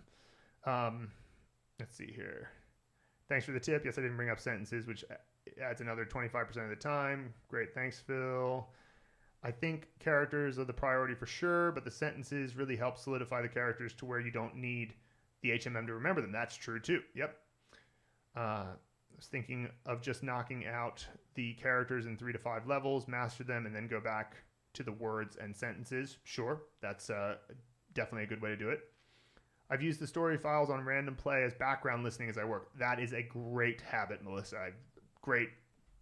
Do be like Melissa, because that is one of the easiest gains for the least amount of effort. So it's a high leverage activity. So you just set up a playlist and turn it on and just don't turn it off. And like this is a piece of advice from Katsumoto from years ago, and I know that I've said it a lot, and you guys probably heard me say it, but it's such a good piece of advice, which is if you are finding it distracting that it's on and annoying that it's on, don't turn it off. Just turn the volume down to 1, and that will make it not too distracting, and it will also remind you to turn it back up later. If you turn it off, then you're going to forget to turn it back on. But if you turn it off because, like, I don't know, there's somebody at the door and you don't want this, like, you know, loud Chinese, then when you get back and it's just at volume 1, you'll remember, oh yeah, let me turn that back up again and keep listening, right? So, bit of advice there. Okay, let's see here. Sentences and words definitely help fully ingest the characters, absolutely. The psychological boost is what will keep you going and avoid the frustration feeling you're not making progress. This has stopped me a few times. Enjoyment is key, as Phil just said. Yep, absolutely. I've stopped incorporating sentences into Traverse. Fine. I'll read the sentences just once, but don't add to Traverse. That's totally okay. And I would just say that if that's the approach you're taking, then maybe get into immersion a bit earlier than others might, because then you'll get more opportunities to solidify your knowledge. And yeah, immersion at an earlier stage, there's a lot that you don't understand, but it's a matter of like overall understandable messages in an hour. If you're listening to something that is fully comprehensible for an hour, obviously that's the best. But if you're listening to something that's 40% comprehensible for an hour, you still got 15 minutes worth of comprehensible messages. And if you didn't do anything during that time, then you got nothing. So it's still way better. And also the other, 60% of the time, you're still getting used to how the language sounds. Okay. I've bought most every product that Mandarin Blueprint offers. All of it has exceptional value and well worth the. Well, thank you, Jimmy. I'm glad to hear that. I might have all the products currently available. I think that's true. How long is the challenge offer going to last? That's an evergreen offer, so you can sign up for it whenever you want. MandarinBlueprint.com/challenge, and you can check that out. Or to let us know that you came from the live stream, which we really do appreciate, because we have to understand, what is moving the needle for us as a company as well. So mandarinbp.com/challenge-ls. I just sent it into the chat there. You can sign up there. How many flashcard reviews per day on average should be considered not enough? I don't know that there really is a not enough here, because the question is, what are you doing in general? Like, what are you doing that is alongside flashcard reviews? Like, are you inputting Chinese in some way? Are you reading Chinese in some way? Are you hearing it? And then also, if you did more than 0, then you did something to get better today. So even if you only did 1, it's better than nothing. The only real enemy is 0, because motivation dips and spikes, right? Habits keep you going. And the only major habit that you have to have is not to have a 0 day. And I find that if you do it that way, and you just make sure that, okay, yeah, sure, lots of things are going to happen in life. There's going to be lots of distractions. There's going to be things that come up that are majorly important to you. There's going to be priorities that happen that put Mandarin learning a little bit lower on the priority list. This is what happens in life. But what I'm saying is that if you can manage to just maintain that never have a 0 day attitude, then 1 is not much greater than 0, except that it's infinitely greater than 0. So, that's what I would say. Okay. Beyond the advanced course, I would love to see courses on professional jargon, for instance, TCM, which is my profession. Yeah, I mean, the plan. So first of all, the phrase vault ends up including a lot of characters that weren't included in the advanced course because they're specific. So like they're specific to some context. And so the first thing we're going to do is the next improvement we're going to make to what is officially the Mandarin Blueprint method, or the blueprint in terms of expansion. Not the next improvement we're going to make like literally the next thing, but the next improvement we're going to make in terms of expansion to new material is to incorporate the characters that are in the phrase vault to the end of the advanced course. So at the moment it goes to 3,050 characters. We've identified about another 200 characters that are in the phrase vault that aren't in the Mandarin Blueprint method, and it's because they're very, specific to some context. And then we're going to include them. And so that what will happen there is at the end of the Mandarin Blueprint method, every character will unlock a lesson in the phrase vault. But I'm going to talk about that a little bit more later, but that is kind of step 1. And then the idea of making content that is more specific to various professional fields or niches or domains is another way you could think of it, is the next step. I mean, if you want to make more educational content, that would be the next step. Now, I'm a little bit ambivalent about it, because sure, we can make content in almost every context, right? But you can also find the content and learn yourself at that point. Now, maybe it's a little bit faster if we do it. And hey, if we can save you time, then time is money, and then it's a product. Okay, fine. I'm down with that. But I just think that there's a certain point, Dean, obviously, Dean, great to hear from you, by the way. Dean's been leaving comments on Mandarin Blueprint method for years now, I feel.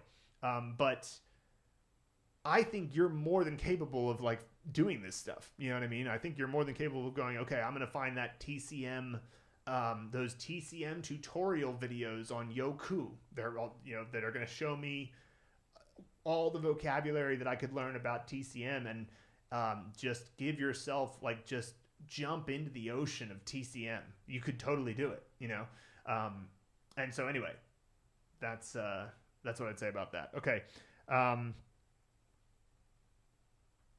Yeah, not adding sentences unless you really like the sentence, which is what Melissa suggested. That's great. If you get 1% better every day, you'll be 37% better than you will ever be in. So over a year. I mean, that's the idea, the compounding interest, right? Some great ideas here. Relief and excitement as I'm approaching phase 4. Thinking of going on with characters. Read sentences pack only, and TPB for for on the go audio. Yeah, sounds great. Nice. Hey, 3 years at MB. That's amazing, Dean. Live sessions like this are very encouraging and insightful. If recorded, we can listen to them afterwards. Yes, there will be more, and this will be on our YouTube channel. So I'm streaming to YouTube now, so they are for sure going to be available to see anytime in the future. I even made a live streams playlist. But I think that they're just listed on our videos. So you can go to our YouTube channel and find it there. But yes, I do plan on doing this. I mean, like, today is probably going to be the longest one I'll ever do because I'm the least prepared. This is the first time I've ever done an onboarding for all of these. And so, that whole saying that, or I forget who said this, but it was like some writer who said, I'm sorry this letter is so long. If I'd had more time, I would have made it shorter. And so when you're first trying to introduce a concept, it ends up taking you longer. It's a little bit less efficient, but I want to keep doing this once a week because there's new people joining Mandarin Blueprint every week. And so I just want to make sure that they feel a touch point with us and understand that, like, okay, it's not just that there are new people joining Mandarin Blueprint every week. There's also new people who are starting a new phase of the course. So maybe they're already a member. They've already bought lifetime access, but they're starting a new phase and they need a reminder. We need to be reminded more than we need to be taught. So that's a lot of what this is. All right, so let's get into what happens in phase 5 and what you should be looking for in that instance. Okay. So at this point, assuming you've done pronunciation mastery and Mandarin speaking and listening Kickstarter, you have a good understanding of how to pronounce the language. You've built up some neural dexterity from Mandarin speaking and listening Kickstarter. You've learned how to acquire characters really quickly in phase 1. You've learned how to memorize compound words using living links in phase 2, and you've built up about 105 characters and 80 words or so. Then you get into phase 3. That gets you up to character 224, and you also start reading real sentences without pinyin. Then you get into phase 4, and that's where you start getting graded readers, and we talked a lot about that and a lot of the mentality that you need to deal with there. Then you get into phase 5. Now, phase 5 is where we actually start to put some paragraphs into stories. This is the foundation defining course. After phase 5, you have been exposed to and started to master, and in many cases fully mastered, the 500 most common characters in the language and the 1,000 most common words. That constitutes 80% of the language by frequency. It's that classic 80-20 rule. Everybody talks about it these days. It's just the basic idea that in a 1,000 character article, you would recognize 800 of the characters because they're used over and over. The most common characters are used all the time. So the foundation defining course of phase 5 is that you've gotten to the point where you could actually turn on Chinese TV and you would understand a fair bit of it. It's still frustrating because you can't understand all of it. And, try reading something where you only understand 80% of the language in it. It's tough. It's very intensive. But it is a point where you can start to actually take in input that's more interesting. That's more like, talking about something that is a topic you might actually find interesting in your native language, right? So the main thing to understand when you get to phase 5, it's also a little bit shorter. It's a little bit shorter of a course. It's only levels 31 to 36. this is what gets you to the foundation point. And the biggest challenge is definitely reading the long form stories, because in phase 4, there's 40 short stories or short paragraph long opinion pieces or short dialogues. In phase 5, we have these sort of fairy tale stories, and we're talking like Three Little Pigs or Sleeping Beauty, but also things like Sima Guang Zagang, which is a Sima Guang Smash the Vat, which is a Chinese children's fairy tale. Also, Cao Chong Cheng Xiang, which is Cao Chong weighs the elephant, another Chinese tale.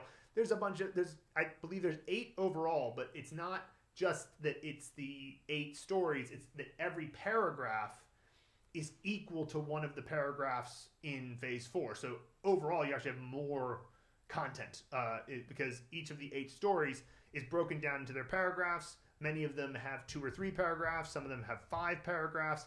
And every time you've learned enough characters and words and sentences to be able to unlock the paragraph, we first unlock that paragraph, then we unlock the next one, then we unlock the next one. And if it was a 4-paragraph text, when you reach the point where you know the 4th paragraph, we unlock the whole story. So you can read, a 4-paragraph long story in phase 5.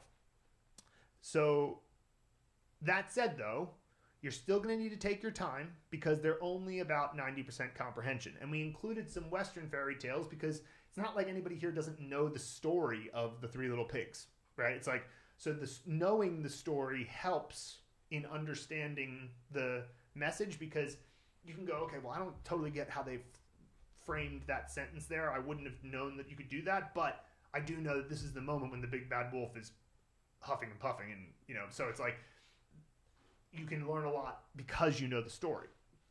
And it's only 90% comprehension because, again, we haven't yet reached that 80% of the language by frequency point. It's just really tough. I mean, like, you getting something that is at 98% comprehension, which is the in extensive reading level, and being compelling it's a really tough ask before 80%, which is why you want to get to that 80% threshold as quickly as possible, so that way you can start getting more compelling input. Comprehensible input is the key.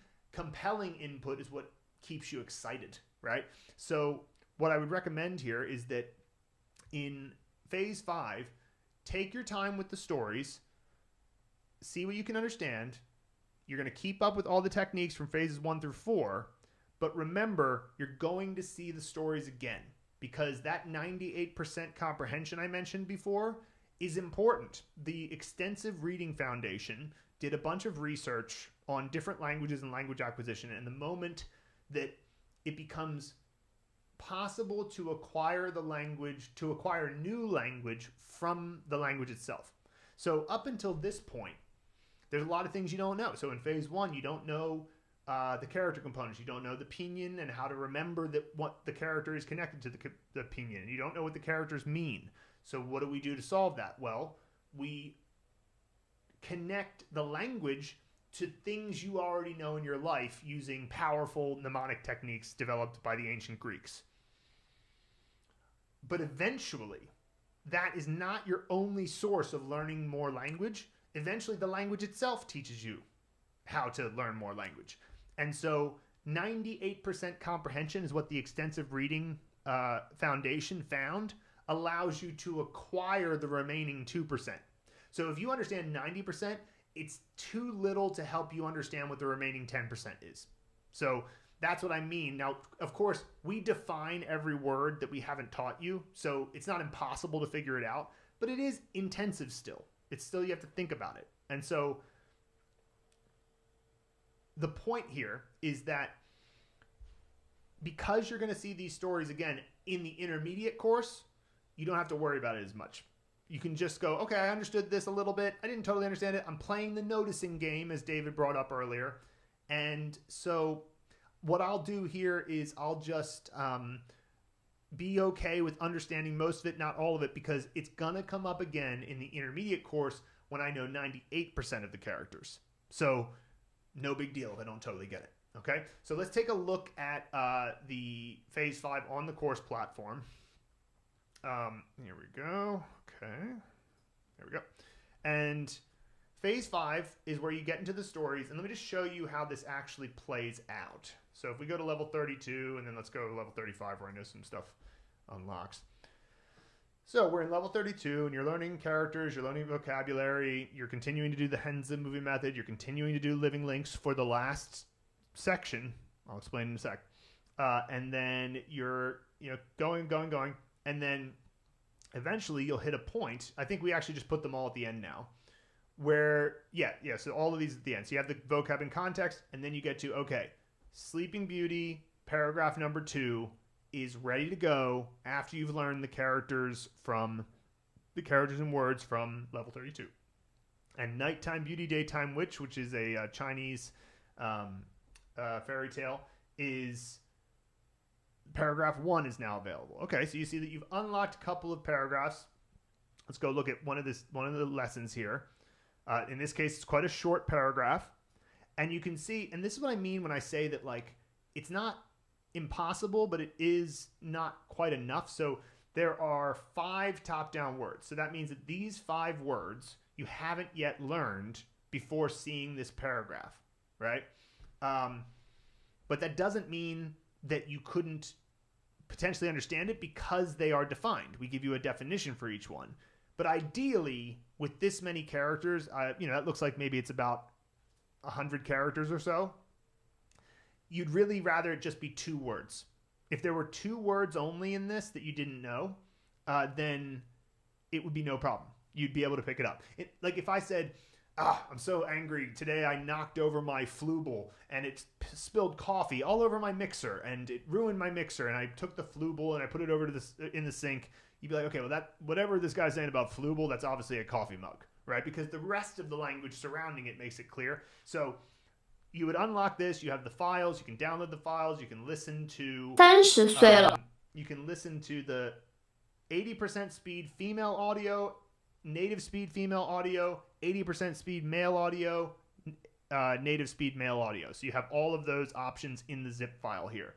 So again, good immersion stuff. Great to have on the background. Good for shadowing. This particular paragraph is great for shadowing because you can get your head around it. It's only a few sentences, right? So that's one example. Now let's take a look at level 35 and the end of level 35. Here you'll see we have Sleeping Beauty, paragraph 1 unlocks. We have the 3 Little Pigs full story unlock. We have the Nighttime Beauty, Daytime Witch full story unlock. We have the Little Red Riding Hood full story unlock. And then Sleeping Beauty, paragraph 4 also unlocks. And then Sima Guang Za Gang, paragraph 1 unlocks. So not all of them are, the full story at this point, but you get the idea that once you've gotten all of the paragraphs, then we go, okay, great, let's have the full story. So, for example, let's take a look at the Nighttime Beauty, Daytime Witch full story here. So here you'll see that there was your first paragraph from before. Now we've got all of it. And then here are all the top-down words. And so, yeah, it's too many. Like, we shouldn't have quite so many top-down words. But that's why it's the 90% comprehension version. When we get into the later parts of the course, you'll notice that there are the 98% comprehension versions when you've learned a bunch of these words and they're no longer top-down. So that's how that works. So with that in mind, let's see if there's any questions about Phase 5 here. Let's see.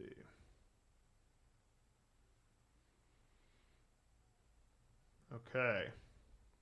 It's getting late here in China and Xiamen. Thank you for hanging out with the fellow MB students. It's really cool to meet people running into similar challenges and hear ideas. I'm glad to hear that, ETN. Thanks for sharing insights in the Mandarin Blueprint. Now I feel more confident in starting over with Mandarin Blueprint. Excellent, Sean. It's exactly the reason we're doing this. I'm glad to hear that. Josephine, suggestion, but it's up to the audience feedback too. There are 4 weeks in a month, maybe week 1 for phase 5, phase 1 through 5, and other MB animated, MSLK and stuff. Week 2 for intermediate and upper intermediate, week 3 for advanced, and week 4 for immersion and habit building. Of course, every session there's a Q&A for any topic. Yeah. Okay. Yeah, I'll consider that, Josephine. Like, the way that we're doing things with live streams right now is that everything is somewhat experimental, but we're going to do it regardless. Like, whether it's, we're going to probably have a lot of changes. If you look at the live streams I've done over the past week, It's a mix of things. You know, I did some stuff about learning characters. I did some stuff about how characters make words. I did some stuff about simple Chinese phrases. I also talked about just life in China and all the doors that learning Chinese opened for me. So, you know, we're really experimenting a lot with this stuff, but I just want to make sure that there's always a chance for new people in any of the courses to get a touch point and ask some questions. So a generalized live stream is, you know, definitely something we'll do about onboarding, but it's a good point you're making, though, about how maybe we can split it up because we do have a lot of courses. So, all right, let's get into the next few. And in fact, I'm going to go through these next 3 a little bit more efficiently, sort of based on Josephine's feedback, but also, like, you know, I have been going now for 2 hours and 20 minutes, and it's because I have so much to say about all this stuff. I mean, look, it's the Mandarin Blueprint method is our baby. We've spent so much time with it, and so we have a lot to say about it. But I do think that when you get later into the course, you don't need as much instruction. You just need a little bit of guidance. So let's get into it a little bit more. And I'm going to stick with the keynote presentation here, and then at the end go to the Q&A. And if you guys in the chat have something that you want to see on the course platform itself, I'll be happy to go show it to you. So at this point, you know, if you've done pronunciation mastery and Mandarin speaking and listening Kickstarter in phases 1 through 5, you now know 80% of Chinese by frequency. You have a good grasp of pronunciation, and you're decent with some neural dexterity in terms of your ability to speak the most basic phrases. And because you know all that vocabulary and stuff you picked up from phases 1 through 5, there's a lot more that you can say. At this point, you should be able to start having some conversations with Chinese people, whether it's a tutor or a language exchange partner, that are getting to be somewhat fruitful, where you're actually, like, you know, there's going to be struggles, of course, but there's going to be moments where you go, oh, I said something that, you know, really made a good point, or made them laugh, or, you know, they told me something and I couldn't believe I understood them. So this is a moment where you get to the activation part of the build, get, and activate framework. And the thing about activation is that, you know, I don't know, maybe one day Mandarin Blueprint will have like a whole series of a whole staff of tutors that will train to help you guys out. But the main thing is, though, that, you know, speaking and writing is something that is incumbent upon you to make the time to do. It's not hard. Like, in terms of activation is the least taxing of the 3. Build, get, and activate. Building and getting are massively taxing because you have to do so much of it, especially the getting comprehensible input. You have to get so much. But activation, on the other hand, is just putting yourself in a situation where your brain has to decide what to say. And what you'll notice with speaking in a second language is that, and I never noticed this with English, but it's just as true of English. I just didn't take the time to consider it. But with the second language, you'll discover that, oh, I was able to say something I never predicted I would have been able to say, because you just arrive at the situation. And if you got enough input, your brain rises to the occasion. It like goes, okay, that's the word I need. And you just say it. And you didn't know that it was going to happen. And so it's like a delight. So the biggest barrier to getting to activating your language is just being disciplined about setting up a time to do it. And luckily, though, there's a bunch of ways you can do it now. Even if you're kind of a more shy person, you don't feel like you're good enough yet to have conversations with a real person, you can even talk to ChatGPT these days. Like, the voice activation situation with ChatGPT is amazing. And also shadowing is another one of the best, like, individual activities you can do. And you can also do self-talk, right? So there's plenty of stuff you can do if you're not quite ready to talk to, you know, another person in the flesh, but it's also it's time to get going with that after phase 5. And then you enter the intermediate course. Now, the biggest challenge in the intermediate course is for sure the intermediate plateau, okay? And this goes for the intermediate and the upper intermediate course. Now, what does this mean? Well, the big gains are over, right? So you've got the low-hanging fruit.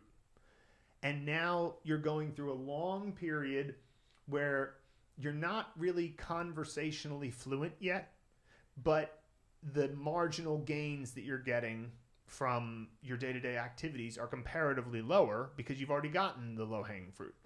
However, you also are understanding so much more than you were able to understand before you got to this point that there's a lot of joy that comes from this point. And again, it's very important to have that attitude David talked about of making sure that you play the noticing game. You know, you want to play the noticing game as much as possible and enjoy the ride. Get like strap in like you would for a long journey. It's like, okay, we got a long way to go, but it's well going to be worth it, and we're going to see a lot of great things along the way. Okay, so you want to focus on the graded readers by listening to them over and over. You know, you can go back to phase 4 and 5 graded readers, and also in every level there are at least 3 new graded articles, and you'll notice in the intermediate course that they get far more interesting. And you know, the topics you can cover once you get past the 80% of Chinese by frequency threshold are just naturally more lively than like, I went to the park and I had some homework to do though, you know, like that type of thing that's kind of very basic. We have articles in this section that are about, like, there's this one about Kobe Bryant and how, you know, his basketball is really popular in China and how much Kobe Bryant meant to this one writer that we had, you know, after he passed away. And then there was one about Hong Kong and China's relationship with Hong Kong, and just many, many others. And you'll discover that they're very interesting, and you should have them on in the background as much as possible, because immersion in content that is closer to your level is obviously more effective per hour than, you know, super high level native content. Now, with in the intermediate course, you're going to want to shadow a lot more. We have another video in the intermediate course that's about more advanced shadowing techniques. And so shadowing is very brain intensive, but the more you do it, the less intensive it gets. And it's just one of the best bang for your buck. Like, how much you get done in 10 minutes, which is hard. It's hard to shadow for 10 minutes, but I'm saying that 10 minutes, the value that you do for your Chinese acquisition and activation in that 10 minutes is so major. So I would highly recommend shadowing, and relax, because this course is long. It's the longest course. It takes you to 1,564 characters and 4,600 or so words. And you're starting at 592 and about 1,000 words. So it's a long course, but it's also, you know, and again, there's no obligation to do all of the material all together all at once. You can also just go through and do the characters and go back and get a bunch of comprehensible input while you still do the characters in the upper intermediate course. That's fine. And it's important to recognize your wins when you get them, because you're going to have moments where you actually understood an article or you understood a sentence that was quite complex, and occasionally you need to zoom out and you need to say, oh, I've made it really far. Because like I said, you know, by the end of this course, and if you keep following our instructions, you should be at a B2 fluency level where you can, you know, have conversations with people. And it's not perfect, but it's like, you know, Jackie Chan in Rush Hour. You can understand everything that's being said, or people can understand everything that you're saying, and you generally understand what people are saying to you. And so it's conversational. But you're not at that level yet at this point. So it can be easy to despair, but it's also like there is a clear goal line, right? We're leveled, right? So it's like this is levels 37 through 58, level 88, as long as you follow our instructions in the immersion masterclass and make some time to speak, you should be able to easily get to conversational fluency. And so at least keep that as your North Star, because you know, in some ways, like I say, the biggest challenge is the intermediate plateau. It's the feeling that like, oh, I'm never going to get finished with this. And it's like, yes, you will. It just is, you know, it's a cross-country journey. You know, you're going to get there eventually, but it's like, you know, the best thing to do is enjoy the time that you're traveling. So then I wanted to bring up next the Mandarin Immersion Masterclass, which, let me just go back for a second. You'll notice that the next course is the upper intermediate course, but I want to talk about the Mandarin Immersion Masterclass next, because another thing that you need to do in the intermediate course is start taking immersion more seriously, because before the end of phase 5, immersion is like, it's of course not useless. Of course not. It's always good to be listening to Chinese. Anything in Chinese is better than nothing. But once you get over that 80% threshold, the chances of understanding a lot in a half-hour session of watching a TV show is, it's just significantly higher.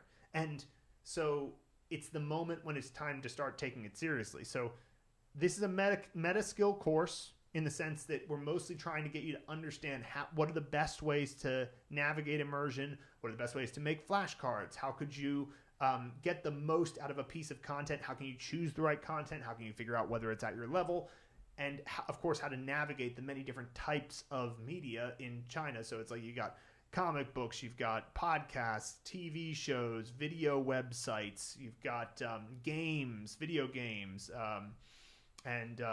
so if you know where to go find these things, then what you'll be able to do is navigate with confidence. And so that it's a meta skill course, but we do update the resource list all the time. And the resource list is actually one of the best things. So the biggest challenge with immersion is getting over the psychological barrier of immersion, because people don't like to listen to stuff they don't understand. It's boring. Like if I imagine that I'm going to just start listening to a bunch of French, which I don't speak French, it sounds like a miserable thing to do because I don't understand enough. But because of the noticing game and because of how far you've come, it won't be completely non-understandable. And so you have to take on that sort of playful landscape look when getting into Mandarin Immersion Masterclass, and that will help you get over that psychological barrier. And also just remember the kind of game theory element of this, which is that the language acquisition game is about understandable messages per minute. The higher your UMPMs are, the faster you will acquire the language. So nothing gets you more UMPMs than immersion. So that's why you want to get over that barrier. So in the intermediate course, and by the way, there's no objective answer to this. Like, I'm not saying that at level 37 is exactly when you should do the Mandarin Immersion Masterclass. Maybe it's level 44. But at some point during the intermediate course, start to treat immersion as an absolute necessity in your daily habits, right? So it's something you should always be doing every day in some manner, even if it's just passive immersion. And hopefully you've already built up a major passive immersion playlist of the many sentences that you've read, Mandarin Speaking and Listening Kickstarter files, Phrase Vault files when it comes out, and many of you already have some of it. The graded stories from Phase 4, the graded stories from Phase 5, the graded stories from the intermediate course as you get to them, right? All of these come with audio files. Build up that immersion list, because that type of passive immersion is stuff you've heard previously, and it'll just keep drilling in there to your comprehensible mind. Okay. And also, this is a moment to try to find the content you love like your life depended on it, okay? So if you find something that you really enjoy, you don't mind not understanding it as much, okay? So I think it was Stephen Krashen, maybe it was Steve Kaufman, who made this point about, I'm just going to say it was Stephen Krashen. So Krashen said, I love Star Trek, and so whatever language I'm trying to learn, I find the Star Trek dub, and then I start watching it as soon as I can and pick up what I can just because I know the story so well. And his point was, I can understand 60% of it and still really enjoy it. Whereas if it's something that's equally hard but in a context that he doesn't care about, then 60% is miserably boring. So that's why we made the immersion resources list as a part of Mandarin Immersion Masterclass. We update it frequently, and it is basically a huge list of the different resources you could find that may be able to, that may help you find the content that you love. And we try to, there's a bunch of content in there that I don't care about. Like, for example, I don't like anime. I just never have. Sorry. I just don't really like it. And so any of the anime content in there, I would just ignore. But there's other stuff in there that I think is really cool. And so and if you love anime, you'll find what you want. So we tried not to be too specific about like just one kind of material. And you definitely have to get comfortable with ambiguity. This is the intermediate plateau, the intermediate stage. There's a lot of stuff that you like sort of understand. It's just the nature of this stage of the journey. And so getting comfortable with ambiguity, again, it often comes back to just playing the noticing game, and just some of it is just realizing what it is that you're really doing all of this for, right? A lot of it is the journey itself. Learning Chinese is like a dance. You don't dance to end the dance. You dance to experience the dance. And in a lot of ways, that's what life is all about. Life is in many ways more of a musical thing that you're hopefully aware of and dancing to, as opposed to this like, you know, goal-based, like one day I'm going to arrive at life. It's like, no, life is, the music is playing right now, you know? So if you can get comfortable with ambiguity, that will help a lot with this. And also reference this course multiple times. It's not a course that you go through necessarily linearly. It's broken into 4 immersion levels. Level 4 I'm still in, because it's kind of like for the rest of your life you do level 4. But you reference them when you get to the various different points. So Mandarin Immersion Masterclass, it's not something you have to do at any given moment, but it is very important because immersion is one of the highest leverage things you can do to achieve the level of acquisition and fluency that you want. Now, getting into the upper intermediate course, this is up to character 2,000, and I think it's about 6,000 some words. So the biggest challenge is switching from graded readers to immersion. We don't put graded readers in upper intermediate anymore because we're taking the training wheels off. We're saying, yo, immersion only at this point for your input, because at some point you have to let go of stuff that is made for a learner, because the real world is not made for learners, right? China, if you're in China, the language that people speak and the language that is written is meant for native speakers, and you have to start preparing for it at some point. And so this is the moment. So we do still have a sentence for every word, but honestly, they're more like as a fail-safe in the upper intermediate course. It's like, really, you should just be trying to find these words. And you got to keep the faith during this time, but it's also, you're pretty soon going to be out of the intermediate plateau and getting maybe to B1 fluency, and you're going to be starting to get to competency in many areas, if not quite all areas. And then also ramping up speaking practice. This is a very important moment. So get with language exchanges and potentially tutors. You can, I think I meant a little typo there because I didn't mean to say get only with language exchanges and potentially tutors. I was just saying, I think I was just going to say get on with language exchanges and potentially tutors. And, ChatGPT, self-talk, shadowing, just make sure that the speaking practice is continuing. And I'll also explain how the phrase vault can help with that a little bit as well. But that is the key here, is that you want to ramp up the speaking practice. You want to change to immersion as your main source of input, and, keep the faith because you're getting closer. And as a result of spending less time on Mandarin Blueprint graded comprehensible input, spend more time learning characters and see if you can learn the characters faster and faster. And then we move to the advanced course. And in the advanced course, the biggest challenge is to let go of Mandarin Blueprint holding your hand, right? Because you're now at the point where really all you got to do is finish up the characters, right? So you want to focus on finishing the characters because that is the end of the build stage, period, right? Now, we may add 200 more characters to the end of this because it will fit into the phrase vault and all of that. But what I'm saying here is that there is a finite end to the point where you need to consciously build comprehension, because once you pass that 99.4% threshold that the advanced course gets you to, you need to then, you don't need to keep having learning materials to acquire more language. You will be able to acquire language just by the fact that you are taking in the language. In the same way that I learn new English words every now and then, I activate a new English word every now and then because I'm taking in lots of English in my life, and so I'll speak and there it is, right? So the language itself will be able to become your way of building comprehension, so you don't have to consciously build comprehension, and that's a worthy goal to try to get to, and many people have now, and so it's fantastic.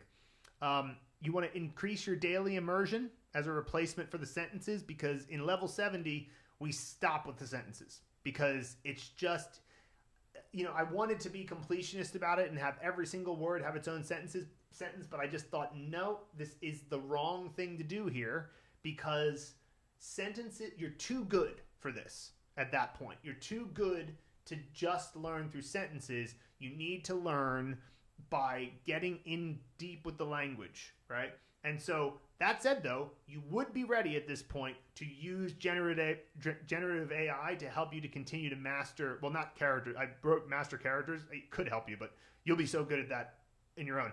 Master words, right? So the problem with telling ChatGPT, for example, give me 10 sentences that use this word when you're in level 13, is that all the sentences it creates are going to be way too beyond your level. But in the advanced course, the sentences that or the words that you learn, any sentence that ChatGPT makes, like for example, if you said, ChatGPT, write me 10 sentences using this word, probably 9 of them are going to include characters and words you already know, and maybe one of them has a character that you would have learned a few levels later, right? So you can get so much input, and then imagine you read 9 sentences right off the bat, and at this point you're fast at reading, so like you read those 9 sentences real quickly. You can really start cooking with gas at this point and be more independent and follow your interest. So you want to use generative AI to help you to continue mastering characters. We are going to implement this inside the course itself, but I mean, you guys, if you get to this point, you're very committed people, and I'm sure that you can, use ChatGPT. But anyway, so also, this is a time to celebrate your success. Obviously, Mandarin is a lifelong endeavor, but if you get through the advanced course, that's a truly magnificent milestone. That's the kind of thing that you can brag to like everybody for the rest of your life about. So that's a major moment in the advanced course. Now, if at any moment during this whole process you find yourself getting stuck, you can use Habit Building Bootcamp. And Habit Building Bootcamp is a meta skill course and therefore can be used at any time. And so the biggest challenge here is really just applying what you learn through daily actions. But we put a lot of time into making sure that we took the most wisdom we could from our time, plus the best research of habit building from the best books about it, like Atomic Habits and Learn Through Habit and all of that. And one of the best things I've learned is that motivation is what gets you started. Habit is what keeps you going. So when you're in the motivated state, building a habit that becomes as obvious as brushing your teeth is the best way to initiate the cycle of self-improvement, right? So you could do this course right at the beginning if that's what you think you want to do. But another way to use this course, because if at the beginning you're full of motivation, you just want to get to the Chinese, go for it. But if at some point you find yourself dipping in motivation, that's when you come here. You build a study routine, you create a core identity, making you a Chinese learning fanatic. Because if you successfully do that, really it doesn't matter what happens. You're not going to be stopped. And then luckily you'll be a Chinese learning fanatic with a great course. And then you want to fight the urge to skip the course because it feels like it's not related to Chinese, but do it at some point because it will have like sort of life value for you, and it will ensure that you never quit. And so yeah, definitely do this course when you feel stuck. All right, so I am going to talk a little bit about the phrase vault, but I just want to take a moment to like look at the chat, see what you guys are saying, and see if you guys have any questions about the remaining courses that currently exist, and so therefore you may have some questions about. If you want me to show you anything about these courses on, the actual course platform, let me know. So where did I leave off? Let's see. Okay. Okay. How important is finding and memorizing photos and words for the vocab unlocked words versus generally understanding them but not fully committing the photos and words to memory like the characters? Right. So this is a good question. It's about, you have the character level, and then you have the vocabulary level, and then you have the sentence level. Now, the reason you have to put so much focus on the character level, so characters, I don't know, put 3 fingers out here. Characters, words, oh wait, I'm not even on screen. Never mind. I'm like, I was thinking I'm on video. Okay, so basically you have 3 levels. You have characters that lead into words that lead into sentences, and the characters are 2 levels away from sentences, so you have to put a lot more effort into them because it's not so easy to just learn a character through a sentence. However, once you get enough comprehensible input, you can learn a word just by seeing it in some surrounding context, right? As long as the sentence is written in such a way that you're like, okay, well, this sentence obviously it clearly emphasizes what this was. You know, I just knocked over my caffeine-filled flubel. Caffeine, coffee-filled flubel, right? Then it's like, okay, yeah. If I wanted to learn the word flubel, that was a pretty good sentence for it because the surrounding context explains it. But before you get to that point where you don't know anything, then there is this time where you have to focus extra on vocabulary.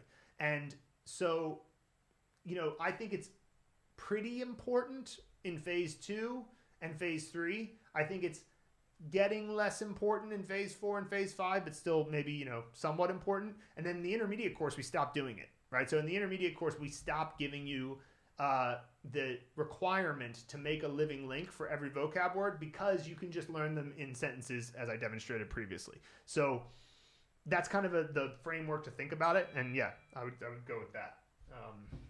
So hold on. Okay, good. Next.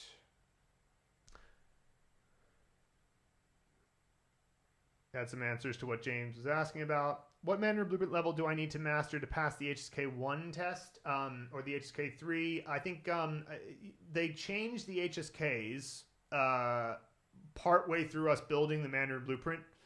So I think that now they made the HSK 1 a lot harder than it used to be. So it's one of those things where I'm pretty sure after the foundation course and phase 5, you could probably pass the HSKs 1 and 2. But the only one I would be confident saying, like, I guarantee would be HSK 1. And then after the intermediate course, that's for sure HSK 3. And you could probably do pretty well on HSK 4 as well. And then when we built the upper intermediate course, that was the point where they had already come out with the new HSK. So I made sure that the upper intermediate course included all of the vocab from HSKs 4 through 6. So after the upper intermediate course, assuming you've been doing immersion, which is important, like, yeah, we give you sentences for every word in that point, but you got to be immersing as well to be able to confidently say you'll pass the HSK 6. And then all the vocab, you have all the characters to learn all the vocab in the advanced course. But like I said, you got to do a lot more of your own, you know, not getting as reliant on Mandarin Blueprint during that time. So, and the HSK 9 apparently is much harder than the original HSK 6 was. So I just don't feel like I can comment on whether or not you'll be able to pass it. I can just say that HSKs 7 through 9 vocab are all a part of the advanced course in the characters. And, you know, it's up to you to then make sure that you get enough immersion that uses those words so that you're for sure covering your bases. But you'll be preparing yourself better than anybody else who doesn't do a methodical thing like Mandarin Blueprint. So yeah, okay. I also don't think the HSK is that important.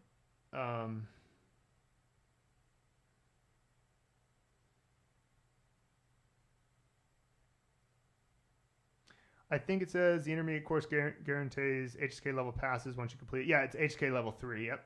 I really value the video where you go through the long audio articles. I find these helpful. Hope they don't go away at level 42 at 771 now. Yeah, I think that The long audio articles. Yeah, I want to do more of those, Josephine. That's one of the things that I want to improve about the course is give a little bit more guidance on those. So, yeah, it's one of those things that we have on, on the list, but good to get that feedback. Nice. Do you think it's possible to finish the MB course in 6 months? Well, let's see. I think it might be a stretch. Let me see here.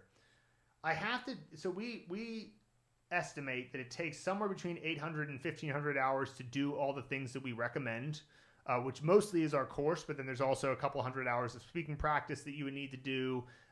And, you got to take our advice on the immersion. But if I were conservative and said, we're going to say it takes 1,500 hours, probably doesn't take that long, but let's just say it takes 1,500 hours. And then you divide that by, what is that, 182.5 days. So 1,500 divided by 182.5. That would mean you'd have to work on it 8.2 hours per day, 7 days a week. And it's kind of tough to maintain that level of focus for 8 hours a day. So first of all, it'd have to be like your full-time thing. And, you'd have to, basically super focus. But I mean, it's not physically impossible. It's not physically impossible. You could turn your house into a Chinese camp like Katsumoto did with Japanese. And just make sure you get as much input all the time, all your waking hours. Get those sleep earphones and have some Chinese playing at a low volume that doesn't wake you up, but gets into your unconscious. You could have that level. I don't think it's physically impossible, but I also don't know that finishing the course necessarily is you could get to conversational fluency in 6 months for sure. I feel. Let me put that another way. You could get to the point where you can really get along. Maybe not conversational fluency, but I don't know. Maybe you could. It's so hard to say these things because it depends on your daily commitment and the hours, right? So, yeah. Okay. Let me keep going.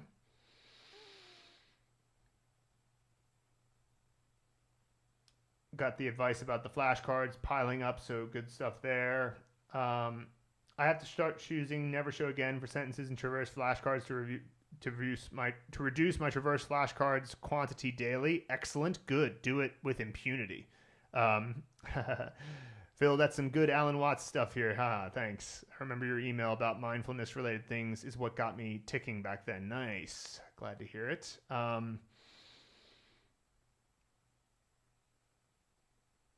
Nice. I noticed that during the intermediate, a lot of the time I'd learn a character and seemingly right away start hearing it in my immersion material. That's excellent. Let's see, where was I? I'm in upper intermediate now, and I admit it does feel a bit lonely without the video lessons and encouragement articles at the end of the level, but it's also going faster and faster. Well, one of the things I'm going to do with that, David, is try to have more of these, live streams so that you guys can connect at some point and talk about what's going on for you. Because, it is one of those things where I was like, well, look, at some point you got to go fast, and you got to remember that, the Mandarin Blueprint method is it's the map, not the territory. Your brain is the territory, right? So only you can get yourself to the end. And it's obviously I want to always be encouraging, but there is a little bit of if you stopped at that point because you didn't have a video saying "Jiayo," then I'd question how committed you really are to it, right? Because it's you're so close at that point. But I also want to be more helpful. It's just the bigger the course gets, and of course, there's also the element of it, the reality of it is that certainly when we have done this for a lot of the time, we have to keep our business afloat. So there's a little bit of that too. It's just okay, today I could write another 2 end of level emails, or I can make sure that we don't go bankrupt in 2022. Now, luckily, we're doing much, much better now. We kind of solved our problem in 2023. But like in 2022, after we released the advanced course, there was just a long period where it was like we were just really trying to figure out how the heck do you sell stuff online. It's really tough. Like, we don't even know. Like, we're good at Chinese. We're not good at selling stuff online. So we had to learn a lot about that stuff, and we figured out a lot. And so some of it was just that, but also part of the reason I was willing to like let that slide a little bit was I was like, well, people know what to do at this point. But like I said, I'm going to get on these live streams more often. So if you have questions, I can answer them. Okay. I started in May. Hold on a second. What level did you find you can start having very basic conversation with people, would you say? At level 35, I feel close, but hard to say. Guessing maybe level 50. David says, I started in May of last year, been going pretty continuously apart from a 4-month break. I haven't started practicing conversation yet. I find that now I'm starting to feel ready. I've gone with the notion I need a lot of input first before output. That's true. The conversational element of it is it's hard to pin down to a level because it depends on how much immersion you've been doing. I think that you can start having conversations in after phases 1 through 5 as long as you were continuously listening to the material that you were unlocking, right? So as you were unlocking the material, you were making playlists and making sure that you listen to those playlists as much as possible. And then, of course, doing your flashcards and everything. At that point, you can start to set up some language exchanges and just keep them short. Here's a big piece of advice. Make your first language exchange conversation like 5 minutes because you don't want to overwhelm yourself right at the beginning. Just make it 5 minutes. See what you know how to say. 5 minutes is enough to surprise yourself, but also not to get too tired, right? And then at that point, you can start making it a bit more of a habit, Okay. Started conversation in probably phase 3 or 4 of the foundation course. Massive slice of luck that I checked my email at 5 this morning. This is exactly what I needed. Thanks, Phil, and everyone else here. Amazing boost. I'm feeling unstuck. Excellent. Glad to hear it, Paul. Yes, that's exactly what I wanted to do. Hooray. I'm in China at level 29. I have basic daily conversations quite often and find myself already able to communicate understandable, non-simplistic sentences. Nothing stellar, but hey, amazing. It's I'm so glad that I'm doing this because, imagine you build a course and then, people are going through it and they're leaving comments and whatever, but it's just so hard to know like when people are having these light bulb moments, right? And that it's actually working for them. And I mean, people keep telling us, but it's like, I need to keep being reminded so much of the time. Okay.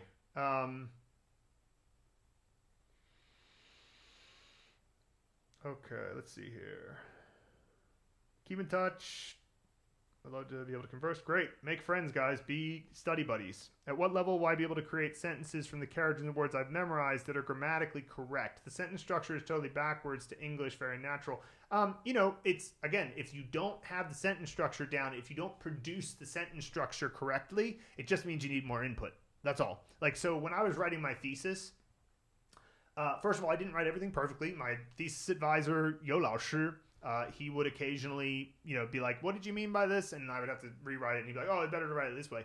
But most of it was correct. I would occasionally give him like a long passage and it would be all correct. And I was like, really? There's nothing wrong. And the reason is because I'd gotten so much input. Like a lot of it was just, making sure that every day I watched TV and every day I read Harry Potter for a while. And then I started reading Song of Ice and Fire in Chinese. And then eventually I started reading a lot more Chinese news articles every day. But it's just every day. And then when you keep doing it, you develop a feeling for it where you start writing and you're like, I want to say this, but you know what? And I shouldn't structure it like this. I structure it like that. That feels right. Yeah, that feels right. Okay. And write the next sentence. Yeah, that feels right. Okay. I shouldn't write it like that, And it becomes just a feeling.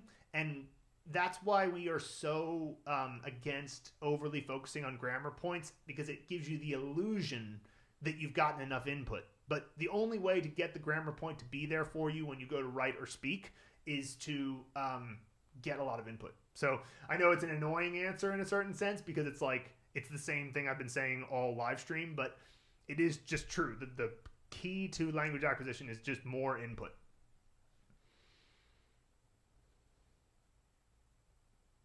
Okay.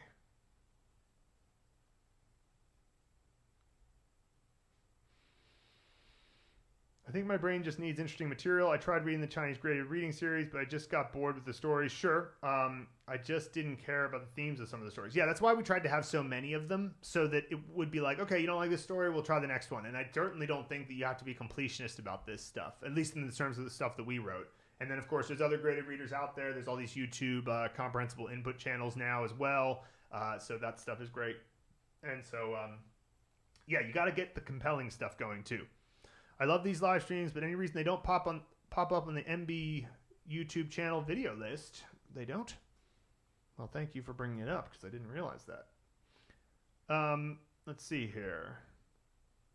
Yeah, I want to subscribe. Yeah, you guys come subscribe. We're getting close to 100,000 subscribers soon, and then I'll get that special plaque. And I can put the plaque on my wall. I mean, they seem to be showing up for me in the For You section, and I guess this one because it's happening right now. But if you just go to this live tab, you can find them. This is the 7th one, eh? Amazing.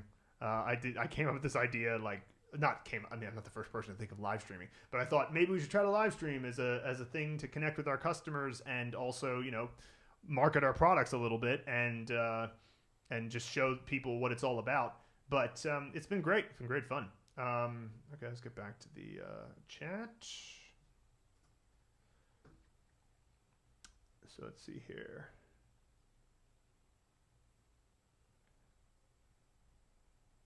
I'm enjoying everything with this program so far. Thanks for all you're doing. I'm very much looking forward to the intermediate and advanced programs. Excellent, Martin. Well, welcome. I would pay $50 for a night or dark mode on the websites, just saying. Oh, okay. I would have never known that was even something that somebody might be looking for. Phil, I have one recommendation. I've completely given up on ticking the Mark is Complete button because you need to scroll down in every section of character learning, made even more likely once you start working straight off of Traverse to move through. This means I can no longer see the completion progress of each phase, which is sad when you're at the end of phase 4 and it says 12 out of 900 lessons complete. I see. If there were a Mark as Complete tick in the video playlist just above the next character button, I might have kept with it. That's interesting. I think that Kajabi may have that functionality to change the location of that. And if it does, let me just do a quick check here, because it might be possible for me to just do this. Hang on. So customize, and then we go there, and we go to the post section, and let's see. Where do we have the Marks Complete? Yeah, here we are, Marks Complete. I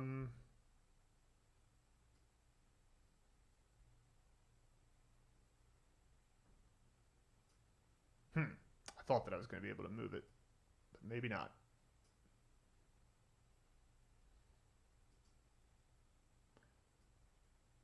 Aha! I did it! I moved it to the top. So, thank you. Well, I did for phase 1 anyway. I'll do it for the rest of them. So, ATN, your recommendation has been actioned. Okay, one tip I'd like to offer, since it's helped me, is to remember that Traverse reviews aren't a test. No shame in marking a card wrong. If you forget a character, it means learning is happening. Yes, David is absolutely right about this.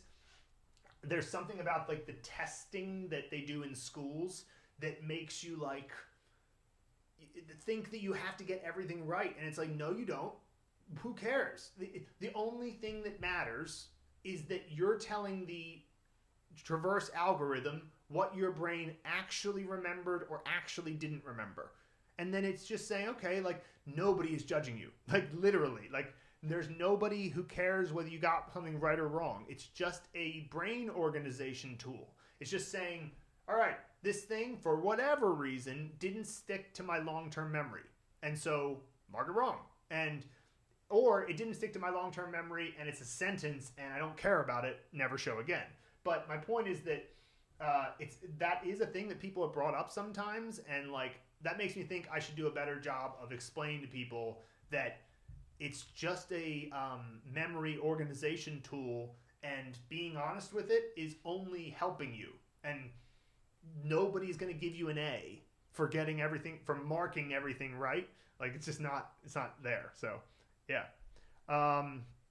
Okay, so I've gotten through the questions. I'm just going to talk a little bit about the phrase vault, the final section here, just because I wanted to point out, it's like more of like a tease of what's going to be happening soon, because it does relate. So even though it's not out yet, some of you have gotten the first 10 levels because you bought it on special as a like pre-discount.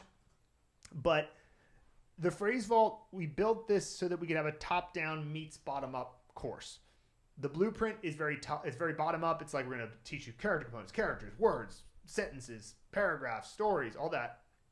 But sometimes you just want to learn, what am I supposed to say in a very specific situation? Like the next, by the way, and as an update for those of you who do have the phrase vault, the reason that we haven't yet released another category is because the category right after category 10 is a big category we made on emergencies, so that you can learn everything about what to do in various different emergencies. And the reason that's like, it's like got something like 11 subcategories in it and the like 45 lessons or something like that. And the reason is because emergencies are such an important thing to learn top down. Emergencies are like the definition of the type of thing you should learn top down. Like, I need to go to the emergency room. Okay, well, should I learn that bottom up by learning all the pinyin pronunciations and character components and character? It's like, no, just repeat the sentence over and over. 我需要去急诊室, right? It's like, I got to go to the emergency room. Memorize that, right? And so the phrase vault is based in life situations, and it gives you the, top 15 to 30 phrases per lesson in that particular life situation. And some life, we keep it to 15 to 30 phrases per lesson so that they're not overwhelming, that they're just not, you don't have a 90 phrase lesson or something. And the idea here is that you can use it ad hoc to learn through listen and repeat something very specific that you need to learn. But if you have the blueprint, it can actually be a bottom-up course too. So what I mean by that is that the blueprint, we haven't done this yet because we're waiting to finish the phrase vault in its entirety, but all of the lessons in the phrase vault have sentences that we have analyzed for when you learn the individual characters in the blueprint, right? So what that means is that when a character unlocks in the blueprint, it may unlock an entire lesson in the phrase vault. So it'd be like, okay, here's 20 phrases, all to do with talking to the pharmacist. And because you learned the character for medicine, Yao, you now have unlocked this lesson, as an example. And there's 350 lessons. So what that means is that if you're doing the blueprint, there are going to be 350 instances of you learn a character and surprise, you just unlocked a phrase vault lesson, right? So it's going to be very, very exciting because you'll be able to listen to all of those phrases on repeat. You'll also have learn, listen, and repeat audio files. You'll also have think and produce audio files. You'll also have flashcards if you want to use them. It's not necessary. But it's very easy to understand them when you have not only the characters understood, but also a common thread amongst all the phrases. If you go through the blueprint, yes, every sentence relates to the word you just learned, but then the next word you learn isn't going to be in the same context necessarily. So it's going to be a great improvement to the blueprint. It is taking us a while to complete because doing it well is a lot of you have to put in a lot of time and tender loving care, but that just makes it more valuable. So John and Jofi and Luke and I have been working together on it. John and Jofi are Jofi is native Chinese. He's writing the main sentences to make sure they sound as native as possible, as colloquial as possible, so that we're not giving you, way too formal stuff. And then John is got excellent Chinese himself, but he's got better English than Jofi, so he makes sure that the English is good for the translations, and he checks the pinyin, and he makes sure that he also just checks the Chinese as well to make sure that, so we have two pairs of eyes there, and then both Luke and I check it. And so in order to do it well, it just takes a while. So we're working through it, but then when you do get it, you can be very confident that it's going to super help your learning. So then, and what I was mentioning here is that you can master the life situation surgically if you want, because you can just go, oh, I got a job interview next week. Let me go to the job interviews lesson or whatever. And therefore you can follow your interests. So it's very surgical. But if you unlock the lessons by following the blueprint, then it's, it's not at all not linear. At that point, it is linear. But, of course, if you want to at any point just jump in, it's top-down learning. So it's very repetitive, but, in a good way. And so the biggest challenge is just not overdoing the top-down element and getting burnt out. That can happen with any kind of top-down learning. But if you do it alongside the blueprint, it's kind of tough for that to happen, right? Because you arrive at it when you're ready for it. So that's a little bit about the phrase vault. I'll, talk to you guys more about it at a later time when there's more to say. But the basic thing I wanted to get across with today's live stream, folks, was just that on a somewhat regular basis, I'm going to leave it somewhat open. I'm just going to say on a regular basis, we're going to hold a live stream that's about onboarding for the course. So if you're new to the course, you can, or you're just about to get to a new phase of the course, you can join this live stream, and then you'll be able to find out like what is the right mentality and attitude to have going into these different sections. And I think that this is, it's going to be very exciting. Melissa says, I definitely appreciate the care in making sure the content is high quality. When I try content from other providers, I'm often disappointed. Yeah, I mean, to some degree, I think that the business that we have chosen to get involved in, which wasn't because we were business people, it was because we figured out how to learn Chinese better. But, different businesses have different requirements to be great. And I think that in the business of online education, the product is the most important thing. It's the most important thing. Like in other businesses, it's the branding or something like that, or it's the, in the case of like a business that is cleaning ladies, a cleaning service, you have to find recruiting. It's like all about getting the cleaners, right? And making sure that the cleaners don't churn too much and all that. With a educational curriculum like ours, the most important thing is the product. And so, luckily we cared about that from day one, which was kind of just by chance because, it's a good combination of Luke and I, because Luke has very high standards and he just, it was some degree motivated from like, he didn't want to be embarrassed by the product he put out. It's like, you don't want to put something out that makes people go, oh, this sucks. It's like he wanted that not to happen. And sometimes it can even, sometimes he takes to a point where I'm like, hey man, like we can still help people and not have it be like the greatest thing ever that's, anybody's ever laid eyes on. But it's good that he's like that because it generally keeps us focused on making sure that the product is that way.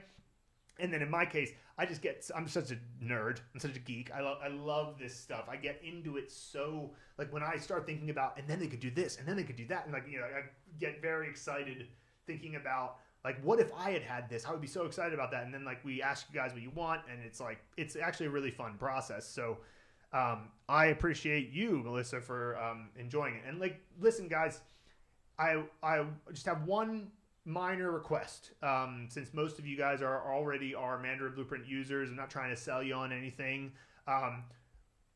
We don't ask enough for people to, like, help us promote our YouTube channel or promote our course, or like, maybe, mention our channel on Instagram, or just something that helps amplify Mandarin Blueprint's presence, so that other people know that we try to do our best to put out a really good product as much as possible.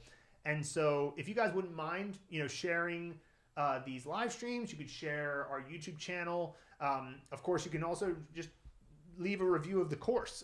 One of them is over at Trustpilot. Let me just drop the link there. Trustpilot. All right.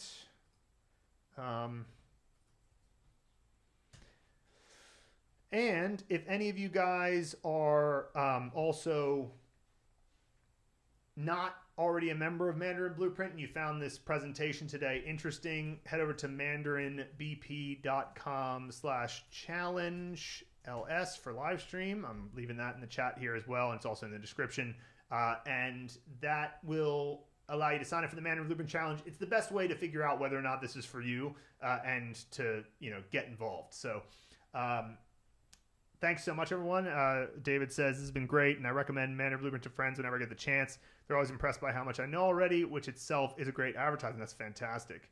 Is MVP profitable at this time? And are you and Luke fully dedicated to Mandarin Blueprint, or do you have to use other means to make your income work? Mandarin Blueprint is a very profitable company, I'm happy to say. And it is doing very well. And, like any business, we have our ups and downs. Like, April was a slightly better month than May and, all that. But we still have been posting a profit consistently since April of 2023. And yes, Luke and I are fully dedicated to it. It's all it's all I do for work. I used to do a lot of stuff in China. In China, I used to do a lot of drumming, and I would host gigs and host events and stuff. And that was pretty good money and stuff, but I'm glad to be all in on one thing now. And so, yep, not to worry there. I often say that, lifetime access to our product technically means lifetime access of you or the company. And all I gotta say is you don't have to worry about the company. We're fine. So, yeah. All right. Thanks, guys. And thanks for saying this is awesome, James. And just what a fantastic thing it's been to start doing these live streams and connect with you guys more. It's something that I promise I'm going to be doing more of. And yeah, thanks so much. Signing off. 再见.